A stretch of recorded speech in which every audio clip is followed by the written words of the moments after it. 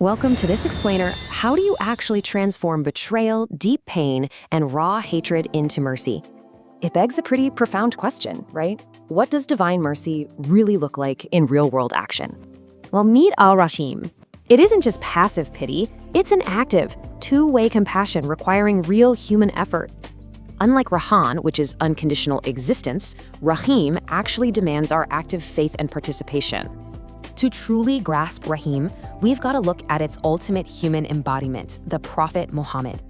You see, he wasn't some flawless, mythic angel. He was a flesh and blood human who deeply felt pain. He ate, got sick, and bled. That human vulnerability is exactly what makes his act of mercy so impressive. Nowhere is this tested more severely than at the Battle of Uhud. It was the ultimate crucible. His face was bleeding, teeth were broken, and his companions were falling all around him. In that moment of crushing physical and emotional agony, what do you think he did? Incredibly, instead of cursing them, he prayed, "O Allah, forgive my people, for they do not know." That one single sentence literally contained 4 distinct prayers for his attacker's ultimate salvation. Mind-blowing, right?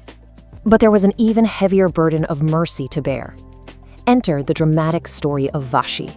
Vahshi brutally killed the Prophet's beloved uncle, Hamza, fled for years, and finally surrendered. The tension here was just immense. Vahshi stood seeking forgiveness from the man he deeply traumatized. The Prophet actually forgave him, but just asked that Vahshi stay out of his immediate sight. It's the ultimate clash, a raw human desire for revenge versus unfathomable divine-level forgiveness. So how does this extreme historical proof actually apply to you and me today? Well, we often fail this test. We're perfectly polite to strangers, yet somehow cruel to our spouses. Or we'll completely dismiss a person's entire lifetime of faith over one single petty disagreement. Think of faith as a massive mountain. Next to it, human mistakes are just tiny pebbles. True believers must be like soil, absorbing the faults of others with deep, active compassion. So ask yourself, if the greatest human pain can be forgiven, who are you refusing to forgive today? Let's explore the real, grounded history behind Prophet Muhammad's absolutely radical mercy.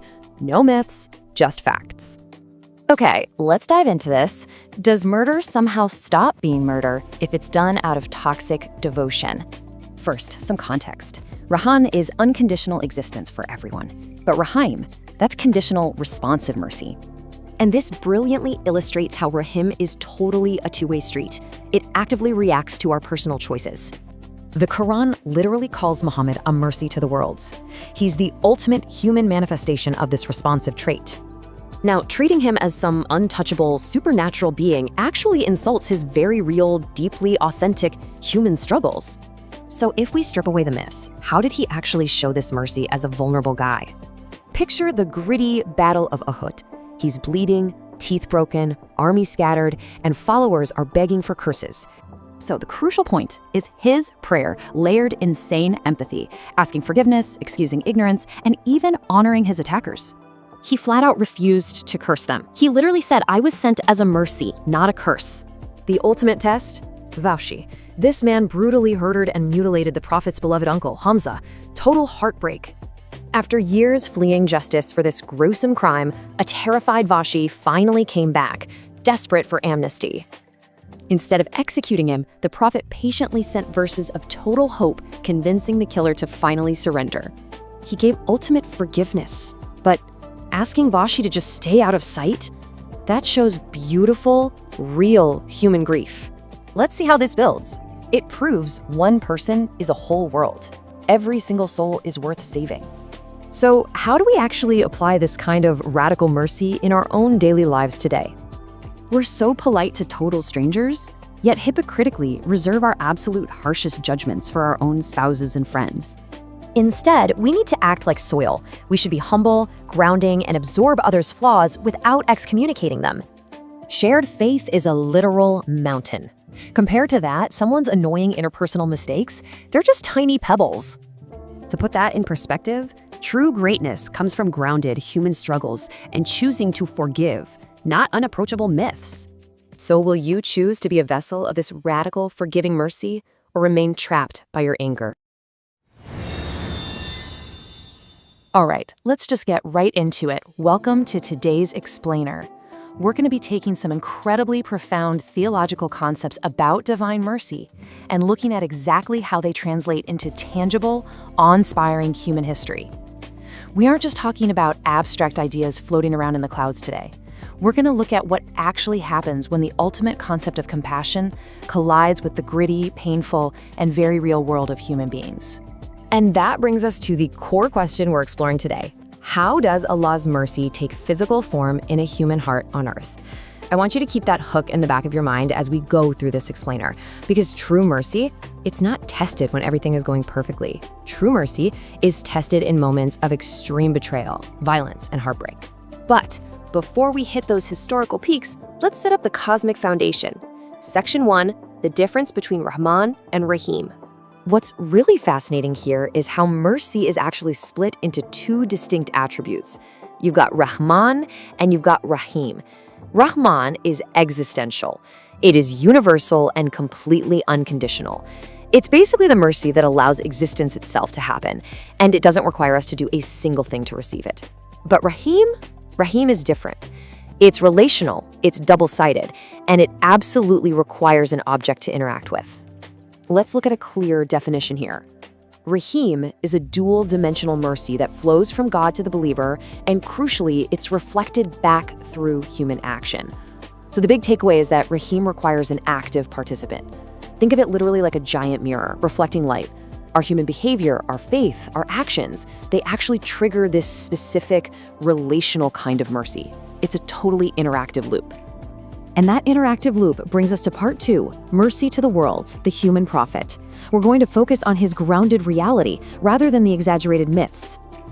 The sources make a really sharp point here, highlighting the theological danger of elevating the prophet to a demigod.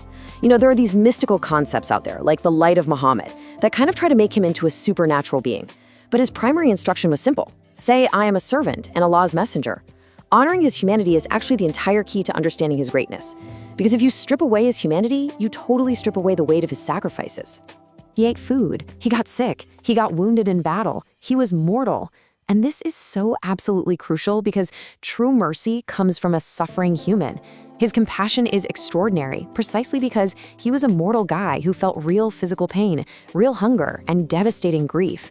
And angels showing mercy? Well, that doesn't really cost the angel anything.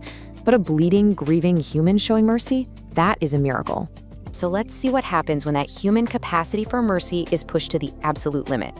Section 3, the test of compassion in hard times. Let's start with the Battle of Uhud. The prophet's army is routed. He's personally attacked, his tooth is broken, his face is severely wounded, he's bleeding heavily. And his companions are literally begging him to raise his hands and curse his attackers. But instead, he raises his hands and offers this incredibly complex, multi-layered prayer.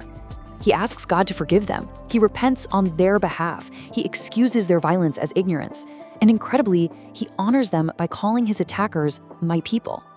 He didn't just hold back a curse. He actively showered them with a protective prayer while bleeding. Then you have this incident with Khalid bin Walid. Khalid, who is a military commander, makes a grave mistake and unjustly executes a group of surrendered captives. When the prophet hears this, he is just shattered. He publicly turns to the sky and distances himself from Khalid's actions.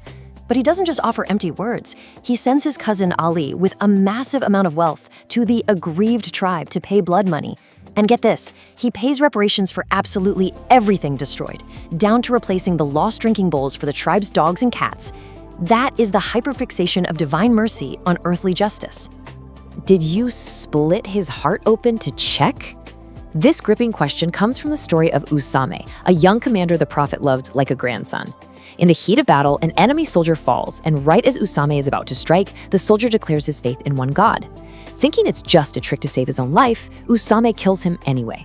When the prophet finds out, he is furious. Usame tries to argue the man didn't really mean it, but the prophet just repeatedly asks, "Did you split his heart open to check?" He severely rebukes the person he loves most, showing us that true mercy demands we prioritize human life and take people at their word. Which brings us to the emotional climax of our explainer today. Section 4, the Vahshi incident and great forgiveness. This is the ultimate, seemingly impossible test. Let me set the dramatic scene for you here. Vahshi was a slave who was promised his freedom if he could kill the Prophet's beloved uncle, Hamza, at the Battle of Uhud. Now, Hamza wasn't just an uncle, he was the Prophet's greatest protector, basically a father figure. Vahshi didn't just kill Hamza, he brutally murdered him and mutilated his body, literally tearing out his internal organs. When the Prophet saw his uncle's mutilated body, his knees just gave out. It caused him unparalleled, devastating grief. So, I want you to pause and really think about this for a second. Can an uncle's killer be forgiven? Let the immense emotional weight of that sink in. It is one thing to forgive an insult. It is an entirely different universe to forgive the man who butchered your beloved family member. Years later, the Muslims are victorious. Vahshi is a fugitive, he's running on empty, filled with absolute despair. He wants to surrender, but he genuinely thinks his sins are just too unforgivable. And what follows is this beautiful back-and-forth messaging from afar. The Prophet literally sends messengers with specific Quranic verses to Vahshi, desperately trying to convince his own uncle's killer not to lose hope in God's mercy. He points to verses saying God forgives all sins. Finally, Vahshi comes and surrenders, and the Prophet forgives him. The only thing he asks out of his own human frailty and trauma is for Vahshi to avoid his line of sight so he isn't constantly reminded of his uncle's mutilated body. It's a massive, great forgiveness given from afar. One human is an entire universe. That is the profound philosophical takeaway here. The Prophet endured immense, traumatizing personal pain to save just one single soul, even the soul of the man who hurt him most. It proves that divine mercy, when it actually takes root in a human heart, completely refuses to write anyone off as a lost cause. So we've looked at this grand historical theology, but how does this actually apply to you and me? Section 5. The manifestation of mercy in our lives. Because it is so easy to fall into everyday hypocrisy. On one hand, you have someone who is polite to everyone outside. You know, they're courteous to strangers, they smile at the barista, but behind closed doors, they're a total monster to their spouse at home. Or maybe they aggressively write off their fellow believers for minor differences. We so often fail to show the most basic rahim, that interactive relational mercy we talked about earlier, to the people who are closest to us. The sources urge us to embody this mercy in a very specific way. Be like soil, cover mistakes. Do not other your own brothers. Think of it this way. If a person's faith is a giant mountain, their mistakes are just tiny pebbles on the side of that mountain. Why are we so obsessed with the pebbles that we completely ignore the mountain? To reflect God's Rahim, we've got to become a source of tolerance. We have to stop making enemies out of our own people. Which leaves us with this final provocative thought. I want you to ask yourself, are you a two-legged mercy to your surroundings? When people interact with you, do they feel the relief of a shade tree, or do they just feel the sting of judgment? Do you actually embody divine mercy in your own circles, or is it just a nice theoretical concept in your head? Take that question with you today. Thank you so much for joining me on this explainer, and I really hope it gave you something powerful to reflect on. So, imagine you are the commander of a powerful conquering army. Okay. Your forces are sweeping across the region, and you've just received some absolutely devastating news. One of your top generals, a really brilliant but, ruthless tactician, has basically gone completely rogue. Oh, wow. Yeah, he was sent on a peaceful diplomatic mission to a neighboring tribe. But due to some misunderstanding, or, well, perhaps a willful, prejudiced misinterpretation of their surrender, he orders his men to slaughter the prisoners. Which is a war crime. Exactly. It's a total, complete breakdown of the rules of engagement. The blood is on his hands, but the ultimate responsibility rests squarely on yours. Right. I mean, that is the ultimate crisis of leadership. History is just full of these moments. And the standard playbook for a military leader in that scenario is incredibly predictable. Cover it up. Cover it up. You blame the victims, or, if the political pressure is too high, you pay a calculated bribe. Like the absolute bare minimum in blood money to just make the public relations disaster quietly disappear. Because you have to protect the institution at all costs. Right, but the historical figure we are looking at today didn't open that playbook, at all. No, he didn't. When the news of this massacre reached him, he was publicly devastated. He washed his hands of the act. And this is where it gets crazy, he sent his most trusted lieutenant to the surviving members of that tribe with vast amounts of wealth. But not just as a standard settlement. Exactly. His instructions weren't just to pay a standard fee for the lost lives.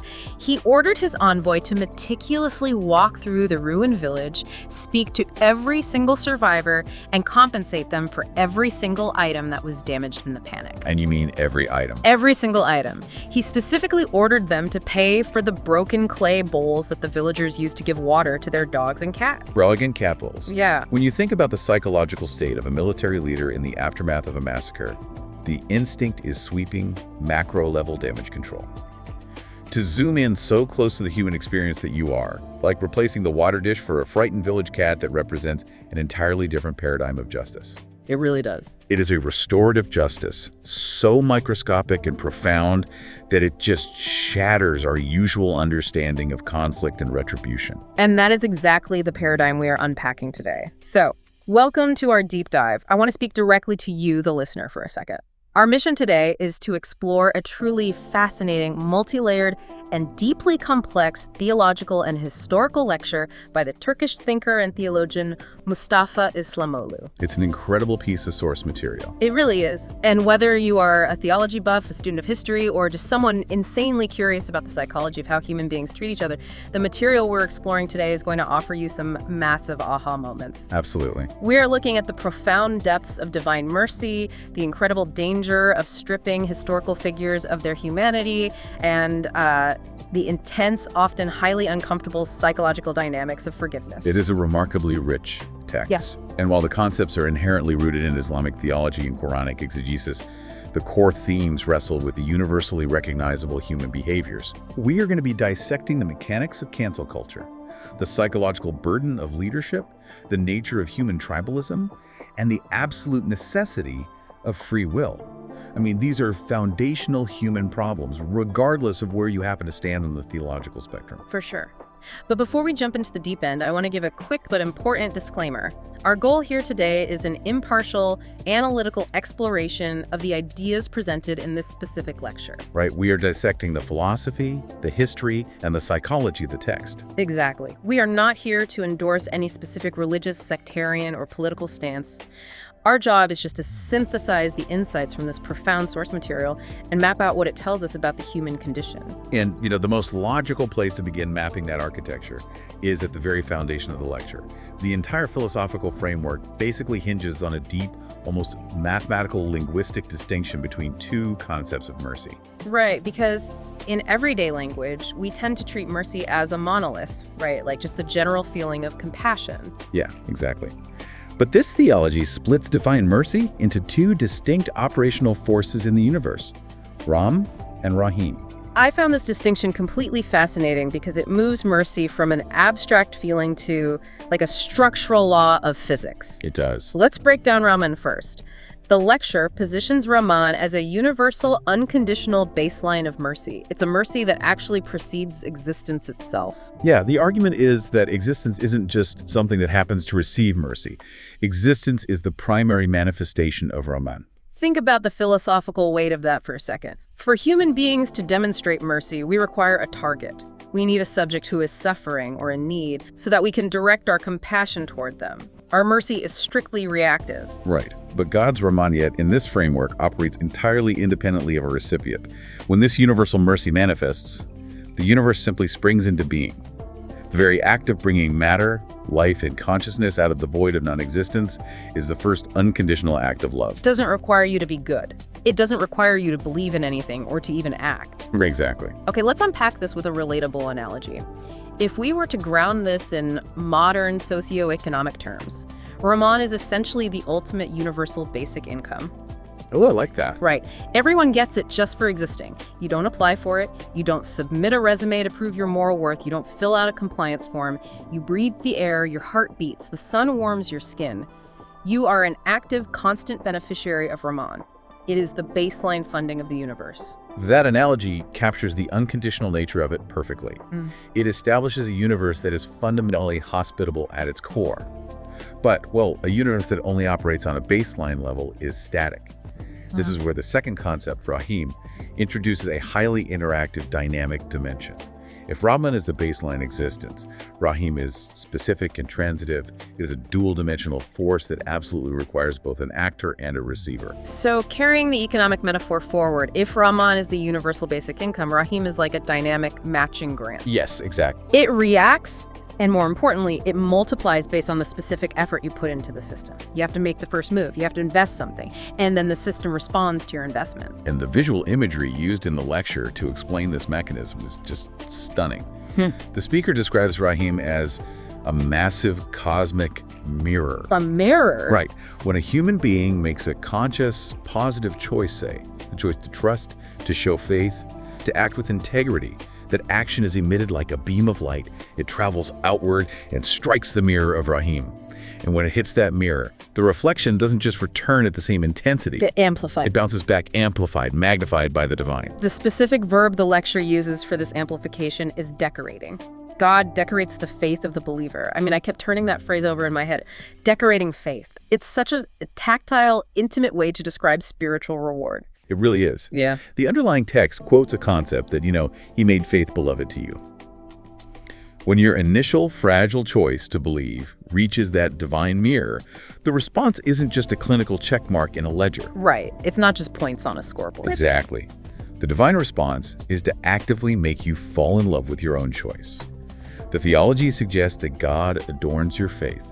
He dresses it in beautiful garments, places a necklace upon it, so that when you experience your own belief, it feels inherently beautiful and satisfying. I was trying to think of a human equivalent to that feeling. It's almost like when you have two amazing friends from completely different eras of your life. Okay. You decide to introduce them, hoping they get along. And not only do they get along, they instantly connect and become best friends. When you sit back and watch them laugh together, you feel this immense, glowing satisfaction. You didn't create their friendship, but you facilitated it. And now you are actively enjoying the beauty of that connection. That's a great way to look at it. Yeah, the lecture implies that the divine intelligence experiences a similar joy when a human being aligns with the good. The universe validates that step by making it feel profoundly beautiful to the person taking it. And expanding on the psychological comfort of this worldview, we have to recognize what it is actively pushing against. Yeah. Modern humanity often grapples with deep existential dread, like the fear that we are living in a cold, passive, entirely indifferent universe. Right. The terrifying idea that you can scream your deepest moral convictions into the void, and the void will simply swallow the sound without a ripple. Yeah. This framework of Rahim posits the exact opposite. It suggests an acutely responsive environment. It tells the individual that the universe is paying close attention. You take one step toward moral clarity, and the fabric of reality rushes to meet you, validating your effort by transforming your internal landscape. I absolutely love that concept of a responsive universe, but, the lecture doesn't let us sit in that comfortable, warm feeling for very long. No, it certainly doesn't. It executes this brilliant, whiplash-inducing pivot. It takes this beautiful, affirming concept of a universe that magnifies and decorates our smallest seeds of faith and uses it to launch a searing critique of human behavior. Because if the creator of the universe operates a system designed to amplify the tiniest fraction of goodness, why are human beings so incredibly eager to erase the goodness in each other? It is a devastating transition from cosmic theology to intensely grounded sociology. Speaker looks at human communities, specifically religious ones, but the dynamic applies everywhere and aggressively critiques a phenomenon known as tekfirsilik. Tekfirsilik? Yes. In the specific Islamic context, this is the act of excommunicating another believer. It is the practice of looking at someone who shares your foundational faith and declaring them an infidel, a non-believer, completely outside the fold. So it's essentially the ultimate theological version of cancel culture. Pretty much. The speaker points out with intense frustration that people will basically take a thick, black, permanent marker and cross out someone's entire spiritual existence simply because they belong to a different sect, support a different political party, or have a personal habit they find distasteful. Exactly. The logic is essentially, I don't like the specific way you pray, or I don't like who you voted for in the last local election, therefore your core belief in God is entirely invalid and you are dead to me. And to expose the absurdity of this cognitive distortion, the lecture introduces one of the most memorable analogies in the entire text. The speaker says, faith is Mount Erciyes. Right, Mount Erciyes. For listeners unfamiliar with Turkish geography, Mount Erciyes is a massive, towering stratovolcano that completely dominates the skyline of central Anatolia. It is an undeniable, colossal fact of the landscape. You can't miss it. Right. So faith, the shared core belief, is this gigantic mountain. The speaker then says all other flaws are just pebbles. The imagery is almost comical in its scale, but the critique cuts so deep. The speaker asks what kind of absolute mental gymnastics are required for a human being to pick up a tiny little pebble, hold it right up to their eyeball so that it completely blocks their field of vision, and then confidently declare that Mount Ursis doesn't exist. He actually jokes about it. Yeah, he says that if you genuinely believe a pebble is larger than a mountain, you don't need a theological debate, you need a referral to a psychiatric hospital because your depth perception is clinically broken. Beneath the humor, though, is a razor-sharp analysis of cognitive dissonance. When we succumb to tribalism, we completely lose our sense of scale. We become obsessed with the micro-markers of our specific end group, like the exact vocabulary we use, the specific rituals we prefer, the secondary political opinions we hold. Right. We elevate these pebbles to the status of ultimate truth. Simultaneously, we willfully ignore the massive foundational shared beliefs, the mountains that define the outgroup. We basically weaponize our differences and erase our commonalities. Here's where it gets really interesting, though. I want to hypothesize about why we do this, because it's not just a religious phenomenon. We see this exact dynamic playing out right now in secular politics, in corporate cultures, even in online fandoms. Oh, absolutely everywhere. We demand absolute 100% ideological purity from our peers. If someone agrees with you on 98% of an issue but diverges on 2%, that 2% becomes the pebble that blots out the sun. Why is it so much easier for human beings to obsess over the pebble than to acknowledge the mountain? Well, we obsess over the purity of the pebble because purity creates the illusion of safety. In a tribal mindset, ambiguity is terrifying. If you agree with me entirely without a single point of friction, you belong to my tribe and you will protect me. Right. But if you diverge by even 2%, that minor divergence represents a crack in the armor of the tribe. It introduces unpredictability. So, out of a deeply ingrained survival instinct, we attack the minor divergence to enforce conformity. That makes total sense. And to counter this instinct, the lecture pulls an incredible historical precedent from the Quran itself. It paints a picture of the early Muslims in the city of Medina. This was a community fighting for its literal survival, surrounded by hostile tribes, including Jewish and Christian groups with whom they were in severe existential conflict. And yet, despite the backdrop of war and intense political friction, the speaker points out that the Quran explicitly forbade these early Muslims from engaging in total erasure. They were strictly prohibited from denying the remaining foundational faith of the people of the book. Wow. Yeah, from the Muslim theological perspective of the time, the faith of those opposing groups might have been viewed as altered or incomplete, but the Quran drew a hard line. You cannot lump them in with absolute polytheists.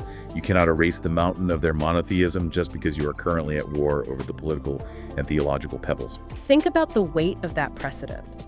The foundational text of the religion is stepping in during a literal war to protect the nuanced faith identity of an adversary. The lecture is holding that up as a mirror to modern society. Yes, it is. If early believers were required to acknowledge the shared spiritual mountain of their battlefield enemies, how incredibly arrogant is it for modern people to cancel their own neighbors, friends, and peers over secondary disagreements? It's a very sobering question. When we erase someone's core identity because they don't perfectly align with our tribe, we are attempting to play God. But we are doing it without a shred of God's Rahim, without that magnifying, decorating mercy.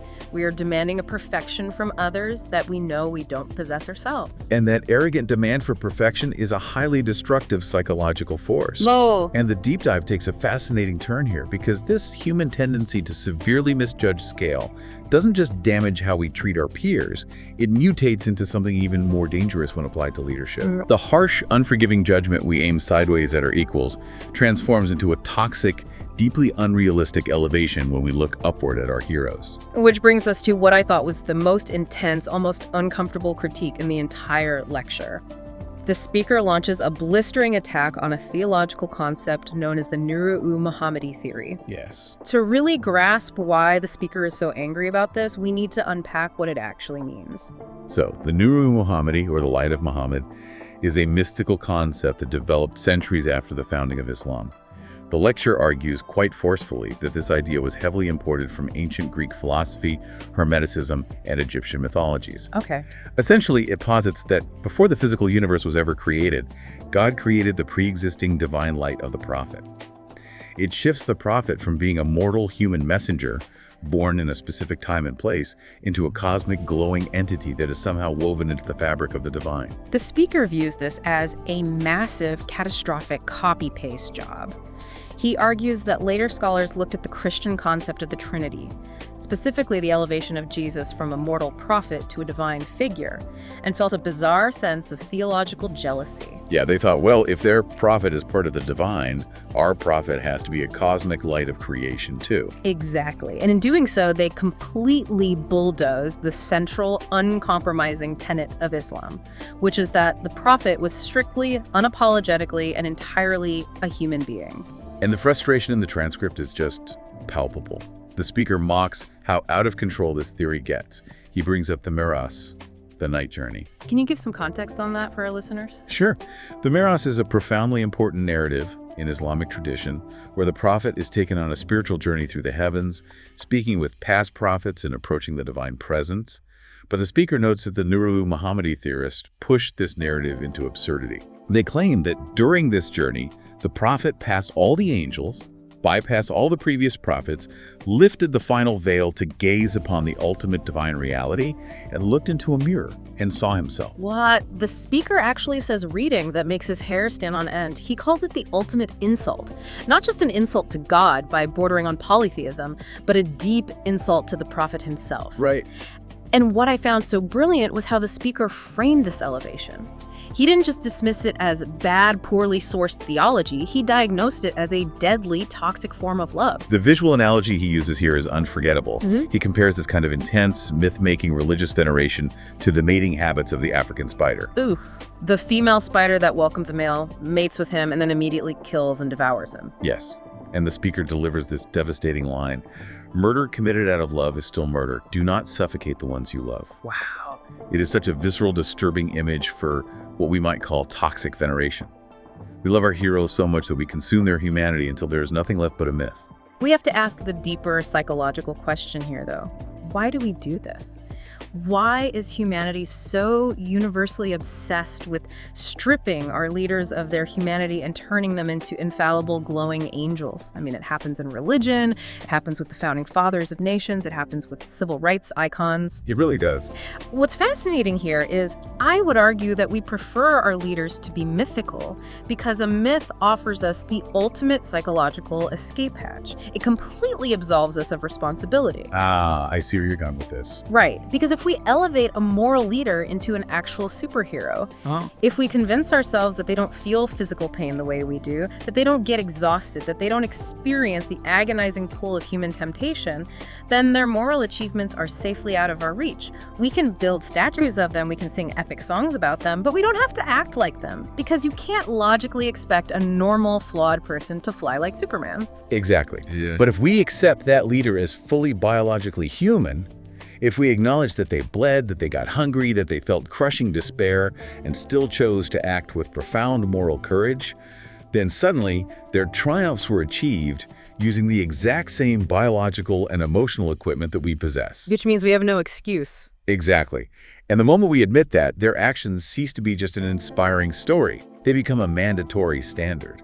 Elevating them to myth is a subconscious defense mechanism so we don't have to carry the burden of their example. We turn them into angels so we can comfortably remain flawed humans, like, you're so perfect, I don't even have to try. Precisely. And to prove just how historically destructive this myth-making can be, the lecture provides a devastating real-world anecdote about a figure known as the Sudanese Mehdi. Oh, this story blew my mind. It is a perfect case study in the fragility of myth. During the late 19th century, in the era of British colonial expansion, a brilliant military and spiritual leader emerged in Sudan to fight the British Empire. He was highly successful, employing brilliant asymmetrical tactics, and he managed to liberate significant swaths of territory. Okay. But as his success grew, a narrative took hold among his followers. They didn't just respect him as a general, they elevated him to the status of the Mehdi, a prophesied messianic figure. And deeply woven into that mythos was the belief that he was divinely shielded from harm. He was invincible. Bullets couldn't touch him. They built an entire revolutionary movement on the premise that their leader lacked human vulnerability. Yes. And then the inevitable happens to a human being standing on a battlefield. During a skirmish, he catches a stray bullet, he is injured, he starts to bleed. And you would expect a loyal army to immediately rally around their wounded commander to form a shield wall to carry him to safety. Right, that's basic military protocol. But the lecture notes that the reaction of his followers was catastrophic. The moment they saw the blood, the moment the myth of divine invincibility was shattered by the undeniable reality of basic human biology, his soldiers broke. Wow. They panicked and fled. They abandoned him on the field. The British forces easily recaptured the territory and the movement collapsed. The myth didn't just fail, it actively destroyed the revolution. Because they had anchored their entire cause not to the principles of freedom, not to the strategic mission, but to a magical, infallible superhero. When the superhero turned out to be a man who bled red blood, their entire psychological foundation crumbled. Exactly. The lecture emphasizes a beautiful, grounding truth here. Human beings actually become more lovable, more worthy of our deepest respect, the more human they are. They don't become better by mutating into angels. When we demand that our leaders never get sick, never make a mistake, and never feel fear, we strip them of the very struggle that makes their courage meaningful in the first place. Which serves as the perfect philosophical bridge into the next major exploration of the text. Having aggressively torn down the myth, having firmly established that the prophet was a mortal man who felt agonizing pain and debilitating stress, the deep dive shifts to examine how this specific human being reacted when pushed to the absolute breaking point. Right. Because it's one thing to philosophize about Rahim and interactive mercy in a comfortable lecture hall. It is an entirely different reality to see how a bleeding, terrified human being weaponizes that mercy in the middle of a slaughter. This is where we examine the ultimate stress tests of human mercy.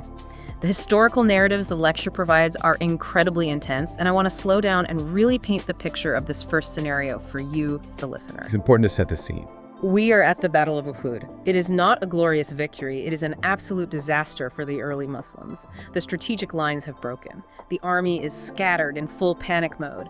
The Prophet himself is isolated and badly wounded. A rock has smashed his helmet into his face, breaking his tooth and driving the metal rings into his cheek. He is covered in his own blood, backed into a rocky crevice on the side of a mountain. The chaos and terror of this moment cannot be overstated.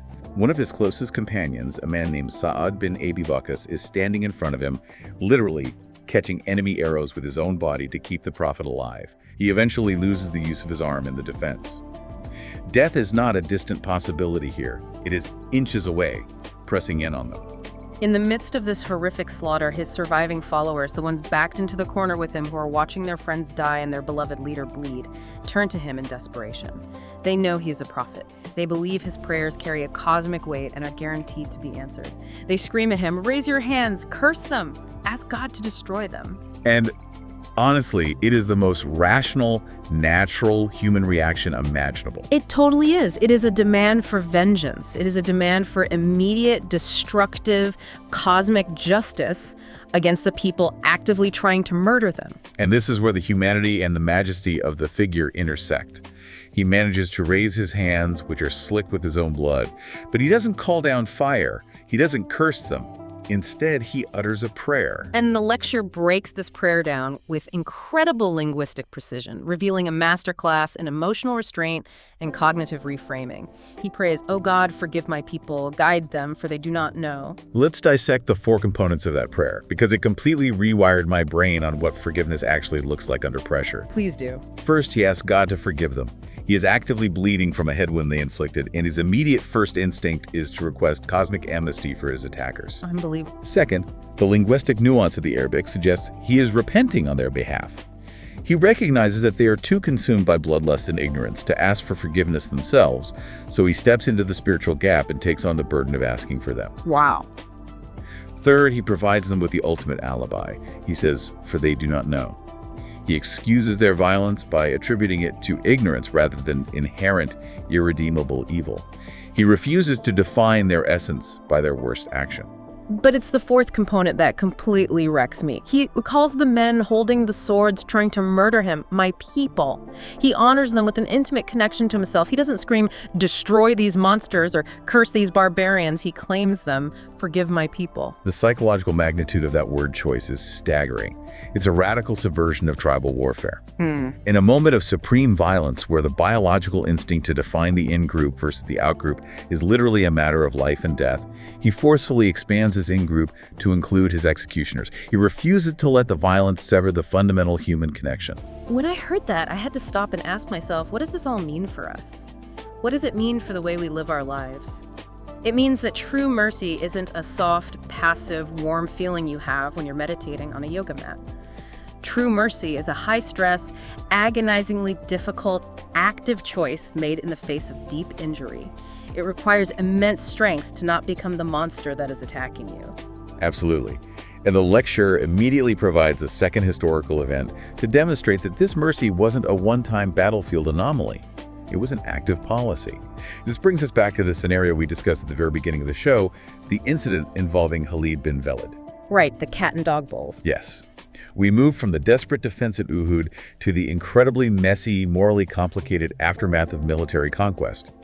Let's flesh out Khalid's character a bit. Khalid bin Velid was an aristocratic, brilliant, and notoriously ruthless military commander who had fought against the Muslims for years before eventually converting and joining them. He was a weapon. Okay, a weapon. The Prophet sends Khalid to a tribe called the Sezimi. His explicit orders are diplomatic. Simply invite them to the faith. It is not a combat mission. However, when Khalid's forces arrive, the Sezimi tribe is confused. They want to surrender or accept the invitation, but they don't know the proper Islamic terminology. Instead of saying the standard declaration, they shout a phrase that roughly translates to, "We have changed our religion." Oh no.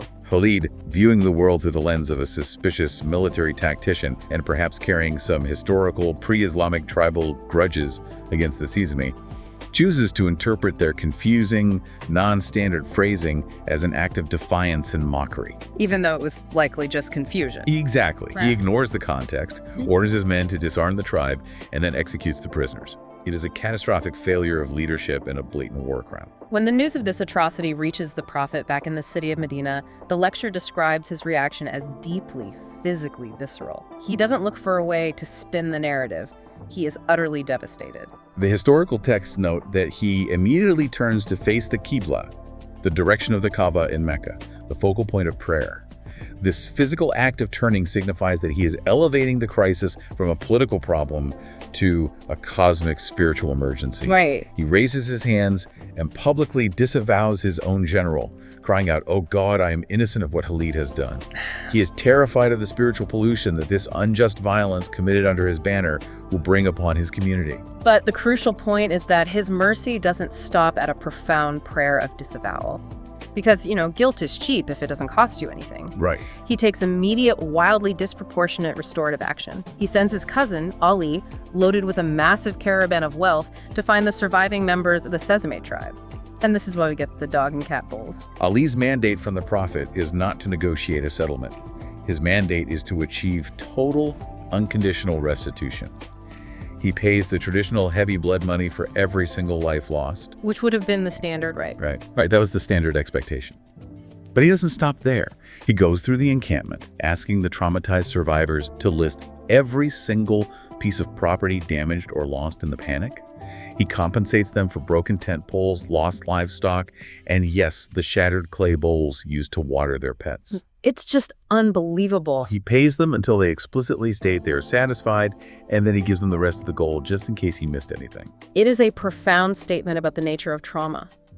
The Prophet understood that the violence inflicted by Khalid wasn't just the horrific loss of human life, it was the complete shattering of their daily peace, their sense of safety, extending all the way down to the smallest, most mundane domestic items. He forces his envoy to look the victims in the eye and acknowledge every microscopic fracture his army caused. This is the perfect practical illustration of the transitive nature of Rahim. Mercy cannot just remain an abstract feeling of sorrow in Medina. It must travel the distance. It must touch the dirt. It must financially replace the broken bowl. It must address the brutal, material reality of the suffering to be considered true divine mercy. We've seen this incredible, rule-breaking mercy extended toward enemies on a battlefield and innocent victims of friendly fire. But the deep dive takes a fascinating, deeply psychological turn here. How did this man apply this exact same philosophy to the people he loved the absolute most when they committed a terrible mistake? That's the real test. Right. You can forgive a stranger, but how do you discipline your own heart? This brings us to the tragedy of the Yusum incident. Yusum Zaid was a unique figure in the early Muslim community. He was the son of the Prophet's adopted son.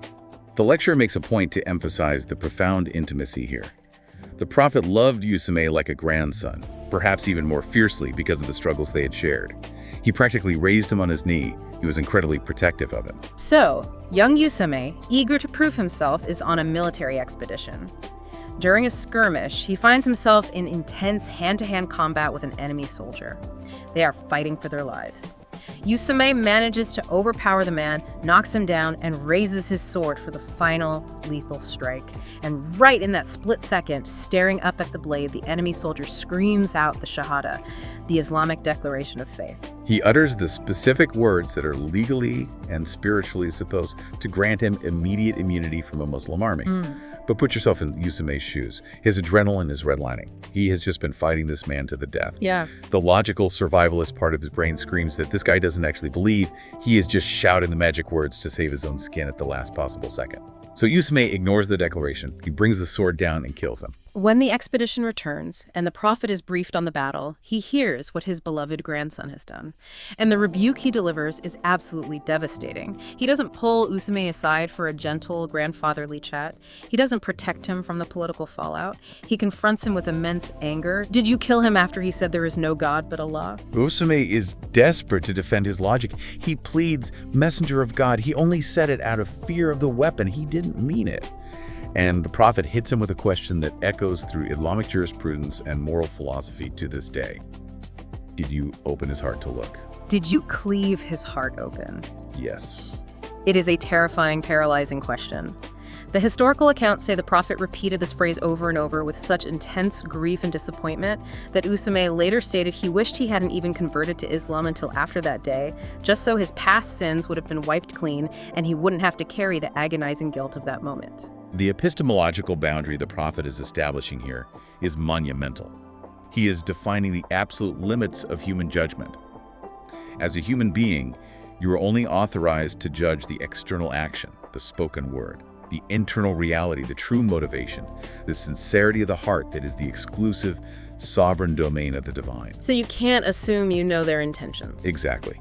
Even in the muddy, chaotic reality of war, even when there is a 99% probability that the combatant was lying to save his life, you cannot cross that boundary. You cannot play God. You must err on the side of mercy and accept the outward declaration, accepting the risk that you might be fooled. I realized that the reason the Prophet was so incredibly harsh with Yusum was precisely because of his overriding mercy toward humanity.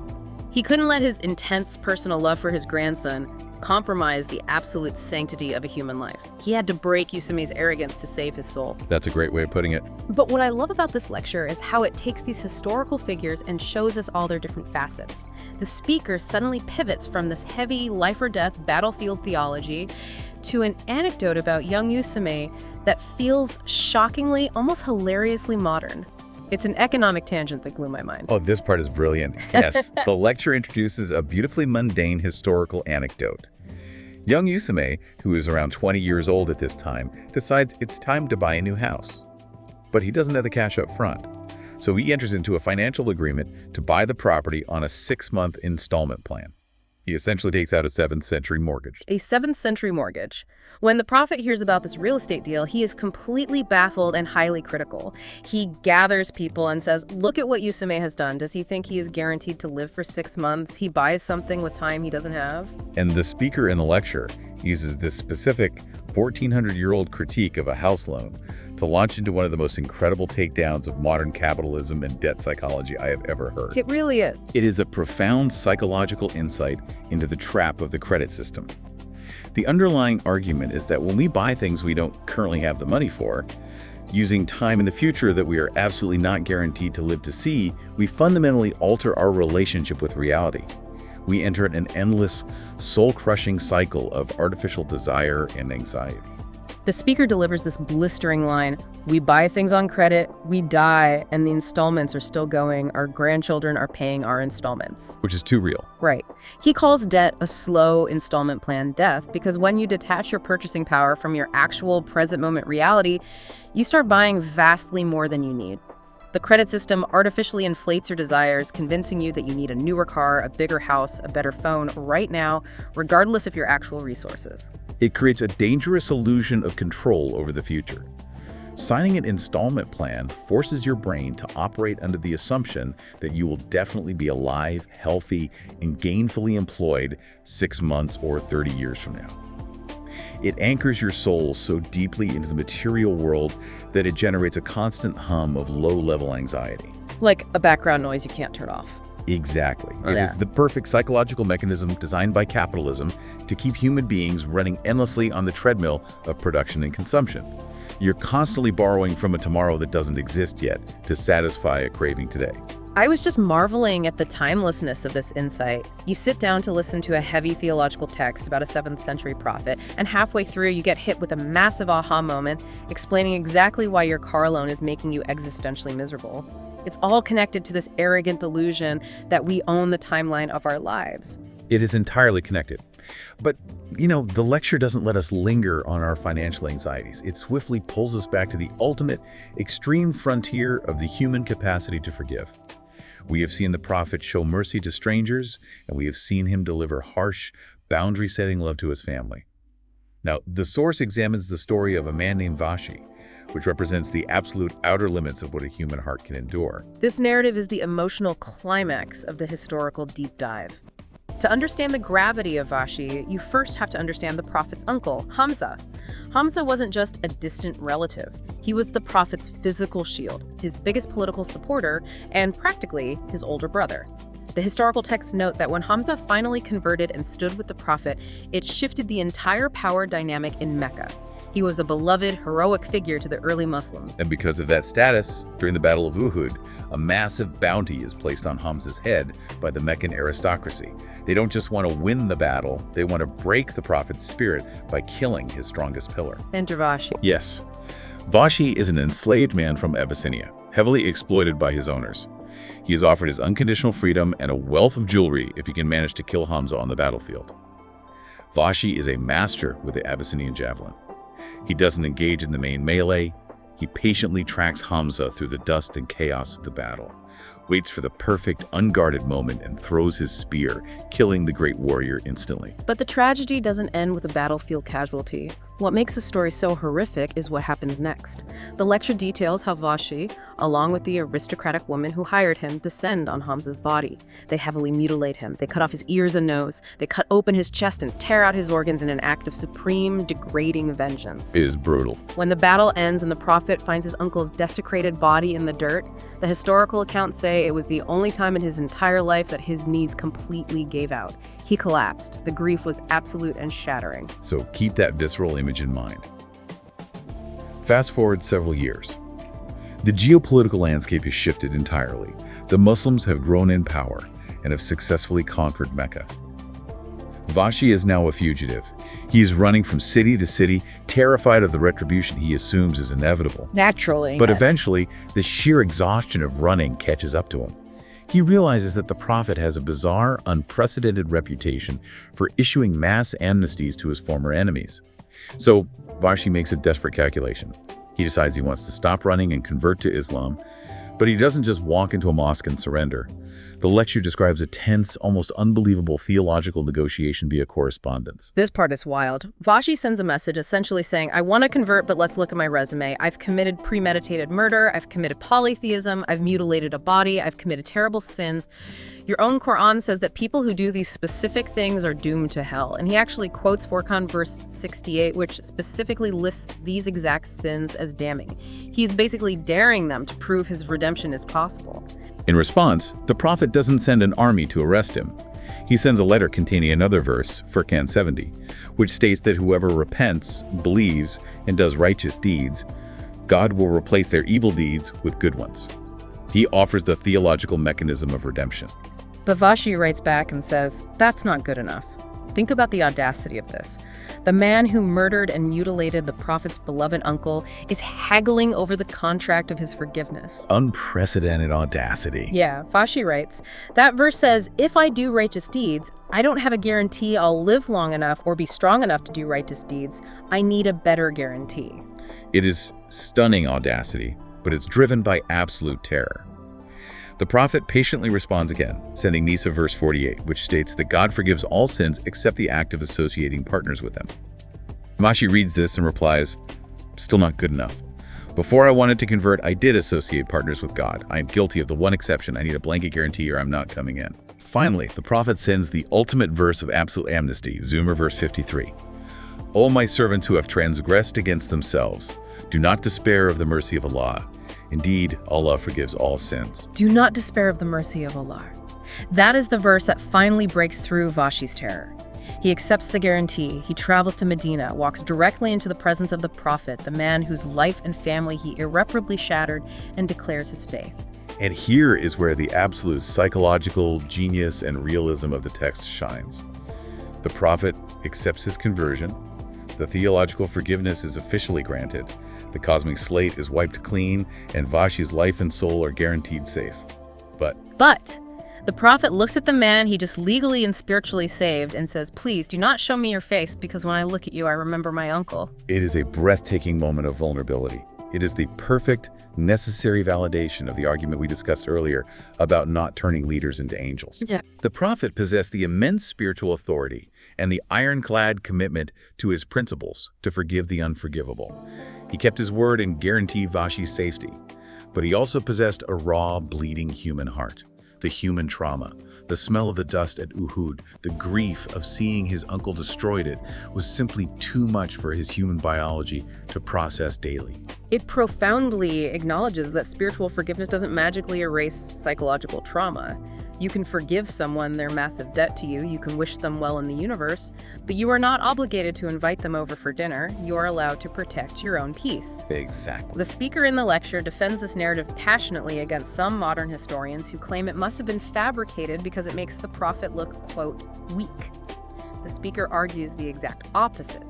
This story proves the core thesis of the entire religion. One human is a universe. The exhausting effort the prophet went through trading verses back and forth with a fugitive assassin just to save that man's soul proves that no one, absolutely no one, is beyond saving. But this immense narrative of forgiveness raises a deeply practical question. What kind of worldview allows a human brain to operate like this? To actively seek the salvation of an uncle's killer, to pray for an army trying to slaughter you. It requires a completely different paradigm of reality than the one most of us operate in. Right. And the lecture addresses this through the concept of the single world versus double world mindset. Okay, so the speaker uses the tragedy of Moon to illustrate this difference. It's a heartbreaking story where 70 Muslim scholars and teachers are ambushed in the desert by a hostile, heavily armed tribe. It's an absolute massacre. During the slaughter, one of these teachers, a man named Amir bin Fiher, is stabbed straight through the chest with a spear. And as he falls to the ground, bleeding to death, he shouts out at the top of his lungs, "By God, I won." The historical accounts focus on the reaction of the warrior who killed him. The killer is entirely, fundamentally baffled. He is so disturbed by this dying man's final words that long after the battle, he tracks down the surviving Muslims. Not to fight them, but to ask a desperate psychological question. He says, "I drove my spear through his chest. He died in the dirt. I walked away with my life. Why did he say he won? I killed him." The killer's brain literally cannot process the data in front of him. Because in a single world mindset, the math is brutally simple. I have the spear, you don't. I take your life, I take your property, I keep breathing, I win, you lose. Game over. Exactly. The lecture explains that the single world mindset is entirely material and zero-sum. Success is strictly measured by biological survival and physical dominance in this current life. But Amir bin Fiher was operating on a double-world mindset. In a universe that incorporates an afterlife, a spiritual realm, and the concept of ultimate divine justice, the mathematics of victory completely change. The oppressed person who dies unjustly while holding fiercely onto their moral principles is the ultimate victor. Yes.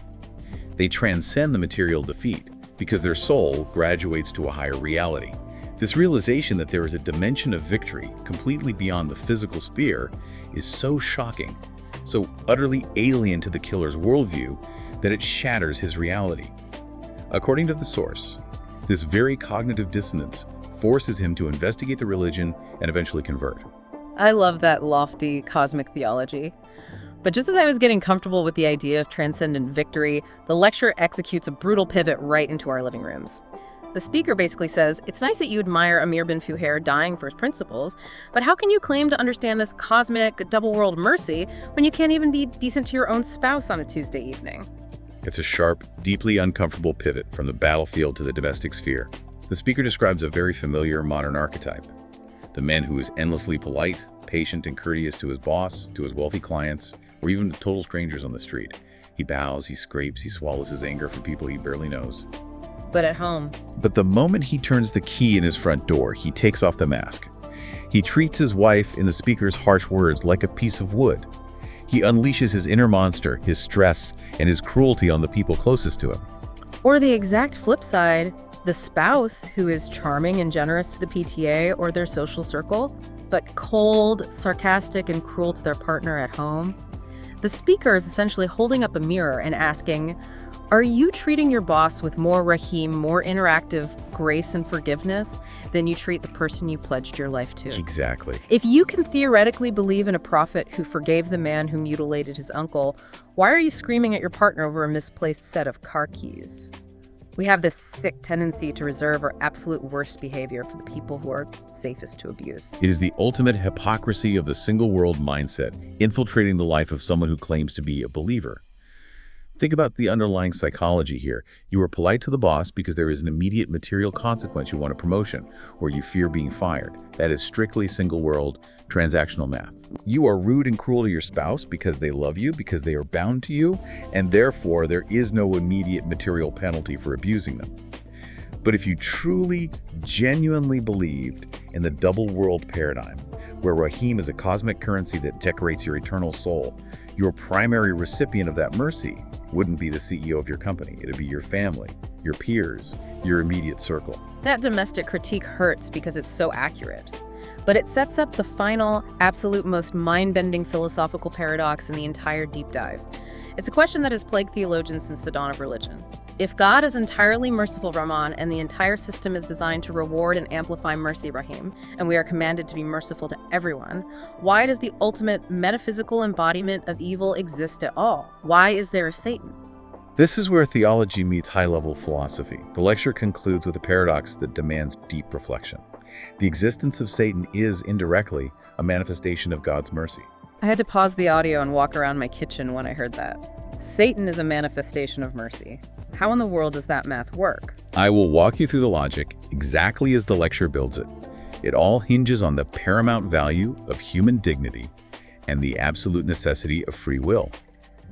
Without choice, there is no such thing as free will. If human beings were created in an environment where they could only ever do good, we would essentially be pre-programmed robots or angels. But a forced good is not a moral triumph. It's just a default setting executing its code. Right. If I build a robot and program it to say I love you every time I walk in the room, it doesn't mean the robot loves me. It just means the electricity is running through the circuits I soldered together. There's no dignity in that love because there is no alternative. Precisely. For human beings to possess the incredible dignity of a genuine moral victory, they must be tested. And for a test to actually exist, there must be a viable, tempting alternative to the right answer. There must be a wrong path that pulls at us. So an adversary. Yes. Therefore, the presence of an absolute other, a designated adversary like Satan, is what provides the necessary contrast. Satan's existence creates the arena of choice, and giving humanity the dignity to choose their own destiny, even at the risk of failure, is an act of profound, respectful divine mercy. The speaker delivers this incredible line, Satan wasn't created to test you. Satan exists because you were meant to be tested. But beyond the high theology, there is a massive, urgent social critique embedded in this concept that I think is the most relevant takeaway for our modern world. The lecture argues that humanity fundamentally needs a designated metaphysical Satan so that we don't end up demonizing each other. This is perhaps the most vital psychological insight of the entire exploration. The speaker argues that Satan serves as the ultimate necessary other. He is the designated cosmic receptacle for our hatred, our blame, and our innate psychological need to oppose something dark. You can curse Satan all day long, and no human being gets hurt. But the moment a society loses sight of that metaphysical adversary, the moment we discard the concept of a spiritual devil, human psychology demands a replacement. The need to hate doesn't vanish, it just looks for a new target.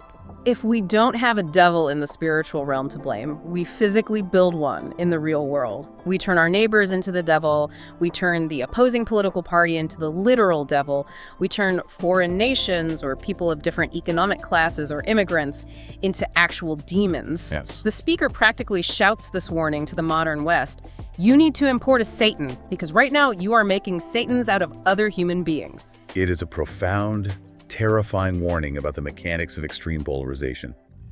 When we strip the world of the metaphysical concept of evil, we map that absolute evil onto our fellow humans. And once you view your neighbor not as a complex, flawed human being struggling with their own pebble of error, but as the literal, irredeemable embodiment of evil, the Mount Ursies of their humanity is completely erased. You don't even see them anymore. Exactly. Once you categorize a human as a demon, there is absolutely no limit to the cruelty and violence you can morally justify inflicting upon them. Wow. Okay, let's take a deep breath and synthesize this incredible journey we've been on today. We started at the very foundation of the universe, looking at Rahman, the unconditional baseline of existence, and Rahim, the dynamic, responsive mirror that amplifies and decorates our smallest positive actions. We examined the deep pitfalls of human psychology. We unpacked how we use tribalism and cancel culture to erase the mountain of our neighbor's goodness over the pebbles of our disagreements. We analyzed the toxic veneration of the African spider, how we turn our leaders into infallible myths simply so we can escape the heavy burden of emulating their difficult choices. We stood in the dust of Guhud and witnessed the bleeding, terrified humanity of a prophet turning his own trauma into a masterpiece of a prayer for the men trying to execute him. We saw him demanding absolute microscopic restitution for broken cat rolls to ensure that justice wasn't just a political theory, but a reality that touched the dirt. We explored the devastating rebuke of Yusume for daring to judge another man's heart. And we connected a 7th century mortgage critique to the soul-crushing anxiety of modern debt. We witnessed the agonizing raw boundaries of forgiveness with Vahshi, where spiritual amnesty collides with inescapable human trauma. And we ended with the uncomfortable, everyday hypocrisy of being nicer to our bosses than the people we love, arriving at the mind-bending reality that without an ultimate metaphysical adversary, we will inevitably tear each other apart. It is a remarkably cohesive, deeply challenging architecture of human morality.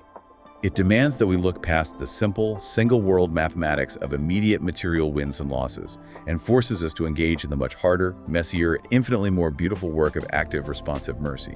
And that brings me back to that playbook of the military commander we talked about at the very beginning of the show. We want our justice to be clean. We want the spreadsheets to balance perfectly. But true mercy breaks the math. True mercy is paying for the dog bowl of the person who surrendered poorly. It is guaranteeing the afterlife of the man who mutilated your family. It is an almost impossible standard, but it is the only standard that elevates us above the endless cycle of tribal warfare. It really is. So I want to leave you, the listener, with a final thought to chew on as you go about the rest of your day. Think deeply about that concept of the designated tickle absorbing our innate human need to blame. Look around at the world today. Look at our hyper-partisan politics, the vitriol on our social media feeds, the endless, exhausting culture wars. In our modern, highly secularized spaces where the concept of a literal, metaphysical Satan has faded away for so many people, have we simply replaced him by turning our fellow human beings into demons? And if we have, what kind of radical, rule-breaking, impossible mercy is it going to take for us to start seeing them as human again? A deeply uncomfortable question that demands an answer from every single one of us. Thank you so much for joining us on this deep dive. Keep questioning the world around you, keep exploring those messy boundaries of forgiveness, and we'll catch you next time. Today's material is a theological discourse exploring the interactive nature of divine mercy, specifically the name Er-Rahim, and how it was historically embodied by the Prophet Muhammad. Yeah, and it makes a really strong case by highlighting some incredibly powerful historical anecdotes. Right, but to keep the narrative from buckling, we need to dive right into the structure. The foundational distinction between Rahman and Rahim provides a powerful philosophical anchor that currently gets lost amidst the extensive historical narratives. Oh, you hit the nail on the head. Because, the text actually starts out brilliantly. Yeah, it really does. It sets up this highly precise framework that defines two very distinct types of mercy. So first, you have Waman, right? Right, the existential one. Exactly. The author frames Rahman as this unconditional, existential mercy. It's basically the mercy that just exists, bringing the whole universe into being without, asking for anything in return. Just a blanket of mercy. Yeah, exactly. But then, and this is the cool part, it contrasts that with Rahim. And Rahim is defined as this interactive, reciprocal, like double-sided mercy. Wait, I actually need to pause you right there, because I was a little bit lost on this when I first read the notes. Oh, really? Yeah, because if divine mercy is, well, divine, why are we calling it reciprocal? Doesn't the word reciprocal imply that God is somehow waiting on a human being to do something first? That is exactly what the author is arguing, actually. Wait, really? Yeah, and it's a stunning conceptual lens. Think of it less like a blanket covering everything and more like an electrical circuit. Okay, an electrical circuit, I'm tracking. Right, so the power is always there, waiting at the source. It's infinite. But the light bulb doesn't actually turn on until the human action physically closes the loop. Oh, wow. Right? So the human's choice, their faith, their cry for help, that is the switch. The human action actively triggers the Rahim manifestation of mercy. It's a literal energetic exchange. Okay, well that makes so much sense now. The power is constant, but the connection requires action. Exactly. So, okay, the structural issue here is that once the author establishes this amazing circuit concept in the first few pages, they kind of just completely drop it. Yeah, they really do. We just transition into these massive, emotionally gripping historical anecdotes about figures like Usama bin Zaim and Vahshi, and the theology just vanishes. It does. And they are incredible stories. The author clearly, loves the history. Oh, absolutely. The passion is there. And I completely understand why they wrote it this way. When you get wrapped up in telling a powerful cinematic historical narrative, it's so easy to just slip into biography mode. Right, you want to honor the drama of the moment. Exactly. You don't want to ruin the flow. But because that specific theology of the Rahim circuit isn't carried through, these narratives suddenly read purely as standalone biographies. Yeah. They basically stop acting as the philosophical evidence for the central thesis. I see that. But I have to push back a little here. Sure, go for it. So if I'm the author, right, and I'm right in the middle of a deeply emotional, dramatic battlefield story, the last thing I want to do is hit the brakes to insert a dry academic reminder about theology. Right. Yeah. Doesn't that just absolutely ruin the narrative pacing? Is there a risk that forcing a theological definition into the middle of these highly emotional, dramatic stories might slow down the pacing and ruin the narrative tension? Well, that's a highly valid concern for any writer. To be honest, nobody wants to read an emotional climax that gets interrupted by a textbook definition. Exactly. Hold on, let's check the dictionary. Right, but the goal isn't to paste a dictionary entry into the scene. The goal is to seamlessly thread the action of the theology into the narrative climax. Thread the action. Okay, what does that look like? You want the tension of the story to literally prove the theology. Let's look at the Usama bin Zaid story as an example. Right, so let's set the scene for that one. Usama is on the battlefield, engaged in this brutal hand-to-hand combat. Yeah, it's intense. He overpowers an enemy combatant, and right before he strikes the fatal blow, the enemy screams, "La ilaha illallah," the declaration of faith. Right. And Usama assumes it's just, a desperate lie to avoid death, so he strikes him down anyway. Yeah. But then when the prophet learns about this, he is absolutely devastated and furiously asks Usama, "Did you tear open his heart to look?" It's just a gut-wrenching moment. It really is. But right now, the text presents this strictly as a moral lesson about giving people the benefit of the doubt. which is a good lesson. It is. It's a great lesson, but it completely misses the theological goldmine the author set up earlier. Ah, I see where you're going. Instead of just a moral lesson, what if the author explicitly linked the prophet's severe anger to the disruption of that Rahim mechanism? So wait, instead of just saying Usama made a bad judgment call in the heat of battle, we frame it as Usama literally severing the interactive loop. Yes, exactly that. The enemy combatant's verbal action, declaring his faith, was the switch. Oh, man. That action should have immediately triggered the reciprocal mercy, the Rahim. Right, because the circuit was closed. Yes. Usama failed to realize that he wasn't just killing a man.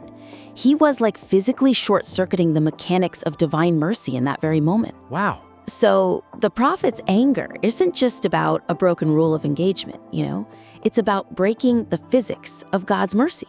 That takes it from a simple historical anecdote to a profound philosophical demonstration. That is so much stronger. It really is. And we see the exact same missed opportunity with the story of Vahshi. Oh, absolutely. Vahshi is the man who killed the prophet's beloved uncle Hamza. And even brutally mutilated his body, right? Yeah, it was horrific. But later, Vahshi comes seeking sanctuary and forgiveness. And the prophet grants it. Though the human pain is so overwhelming, he actually asks Vahshi not to sit directly in his line of sight. Man, it breaks your heart just reading it. You can feel the sheer human agony in that decision. Yeah, it's heavy. But again, the text currently frames this as just the ultimate nice guy move, like the absolute pinnacle of standard human kindness. Which, it is true, but it's so much deeper than that. Right. If I were editing this, I would suggest framing this moment not just as supreme forgiveness, but as the ultimate agonizing manifestation of Rahim. Back to the circuit. Exactly. Vahshi stepping forward to seek sanctuary, that is the human action closing the circuit.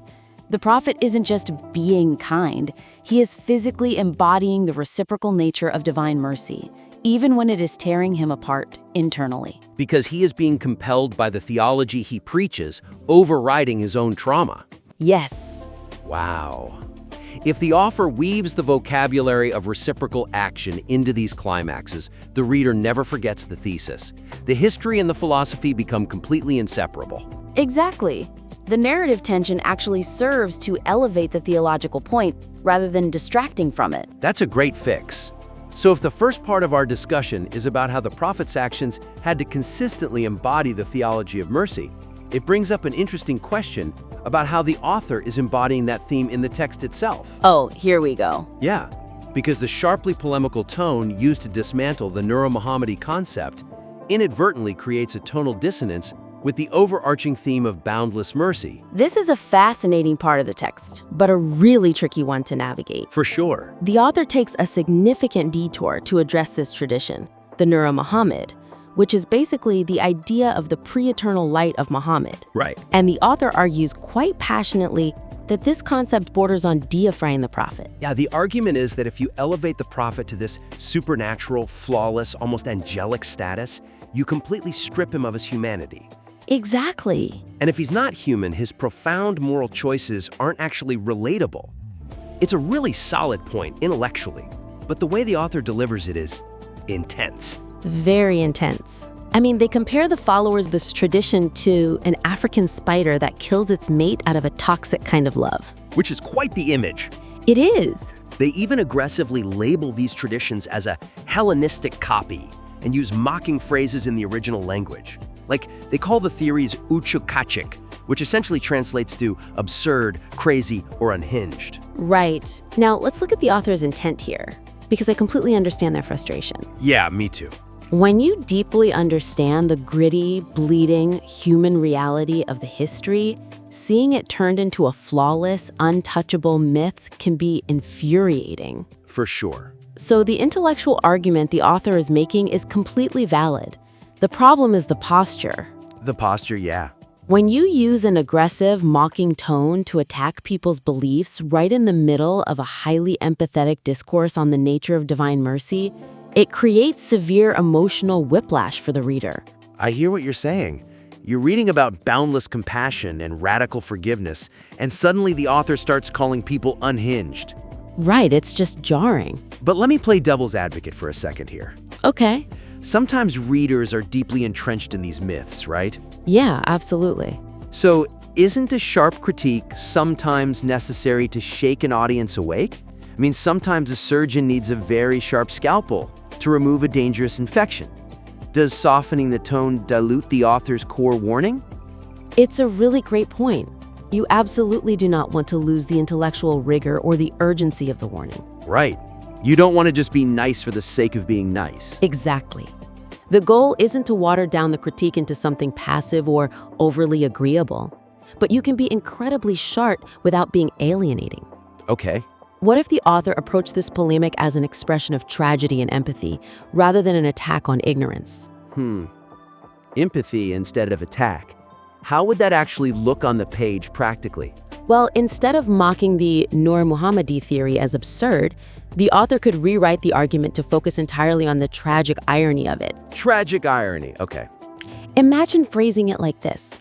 It is a tragic irony that in trying to elevate a prophet out of a place of deep, overwhelming love, these traditions inadvertently erase the very human struggle that made his mercy so profound.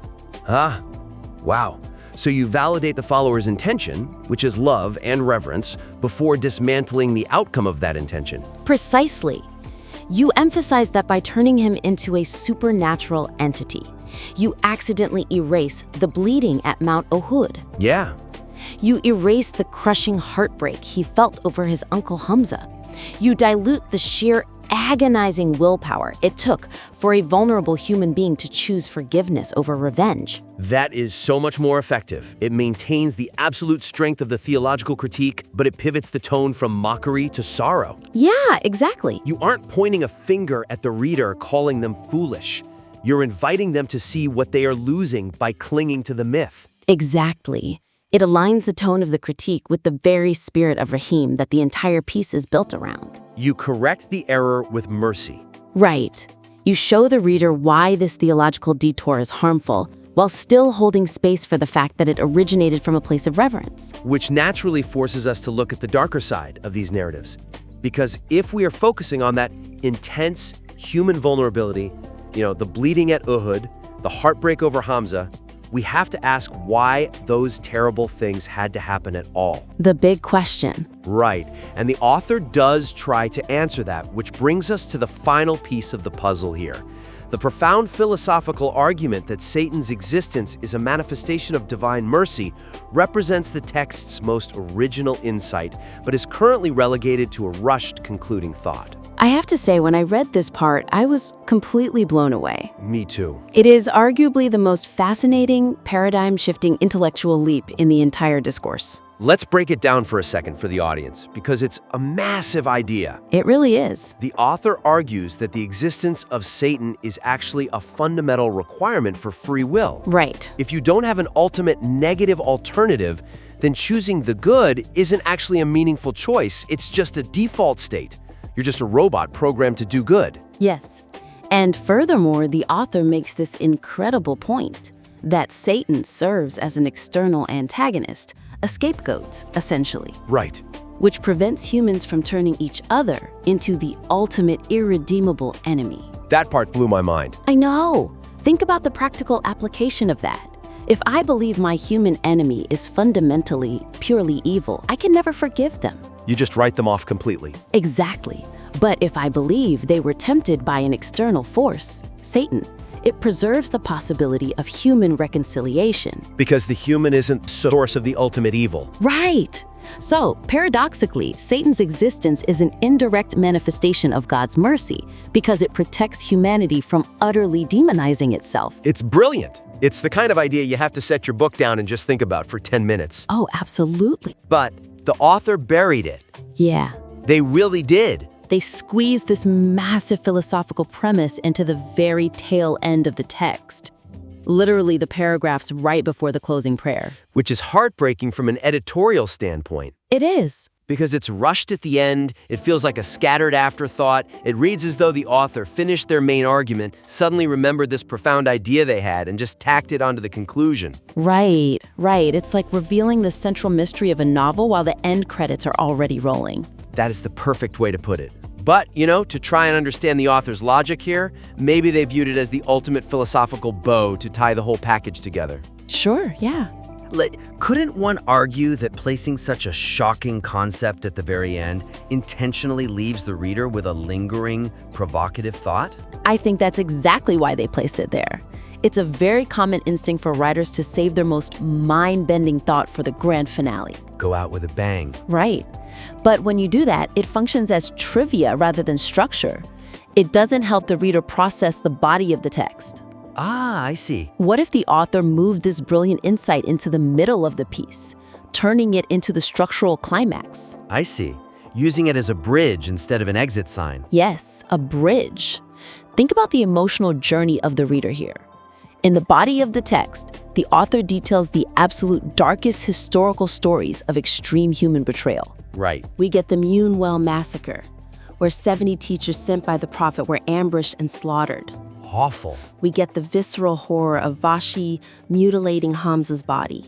And when you read those horrific events, the natural human reaction isn't to think about reciprocal mercy. Not at all. The immediate burning question is, why on earth does God allow such profound, sickening evil to exist in the first place? Exactly. You strike while the iron is hot. The reader is feeling the immense weight of that question right then and there. Yeah, they need an answer. If the author relocates the paragraph about Satan so it immediately follows those massacres, it provides the answer precisely when the reader is demanding it. Okay, I'm visualizing the flow now.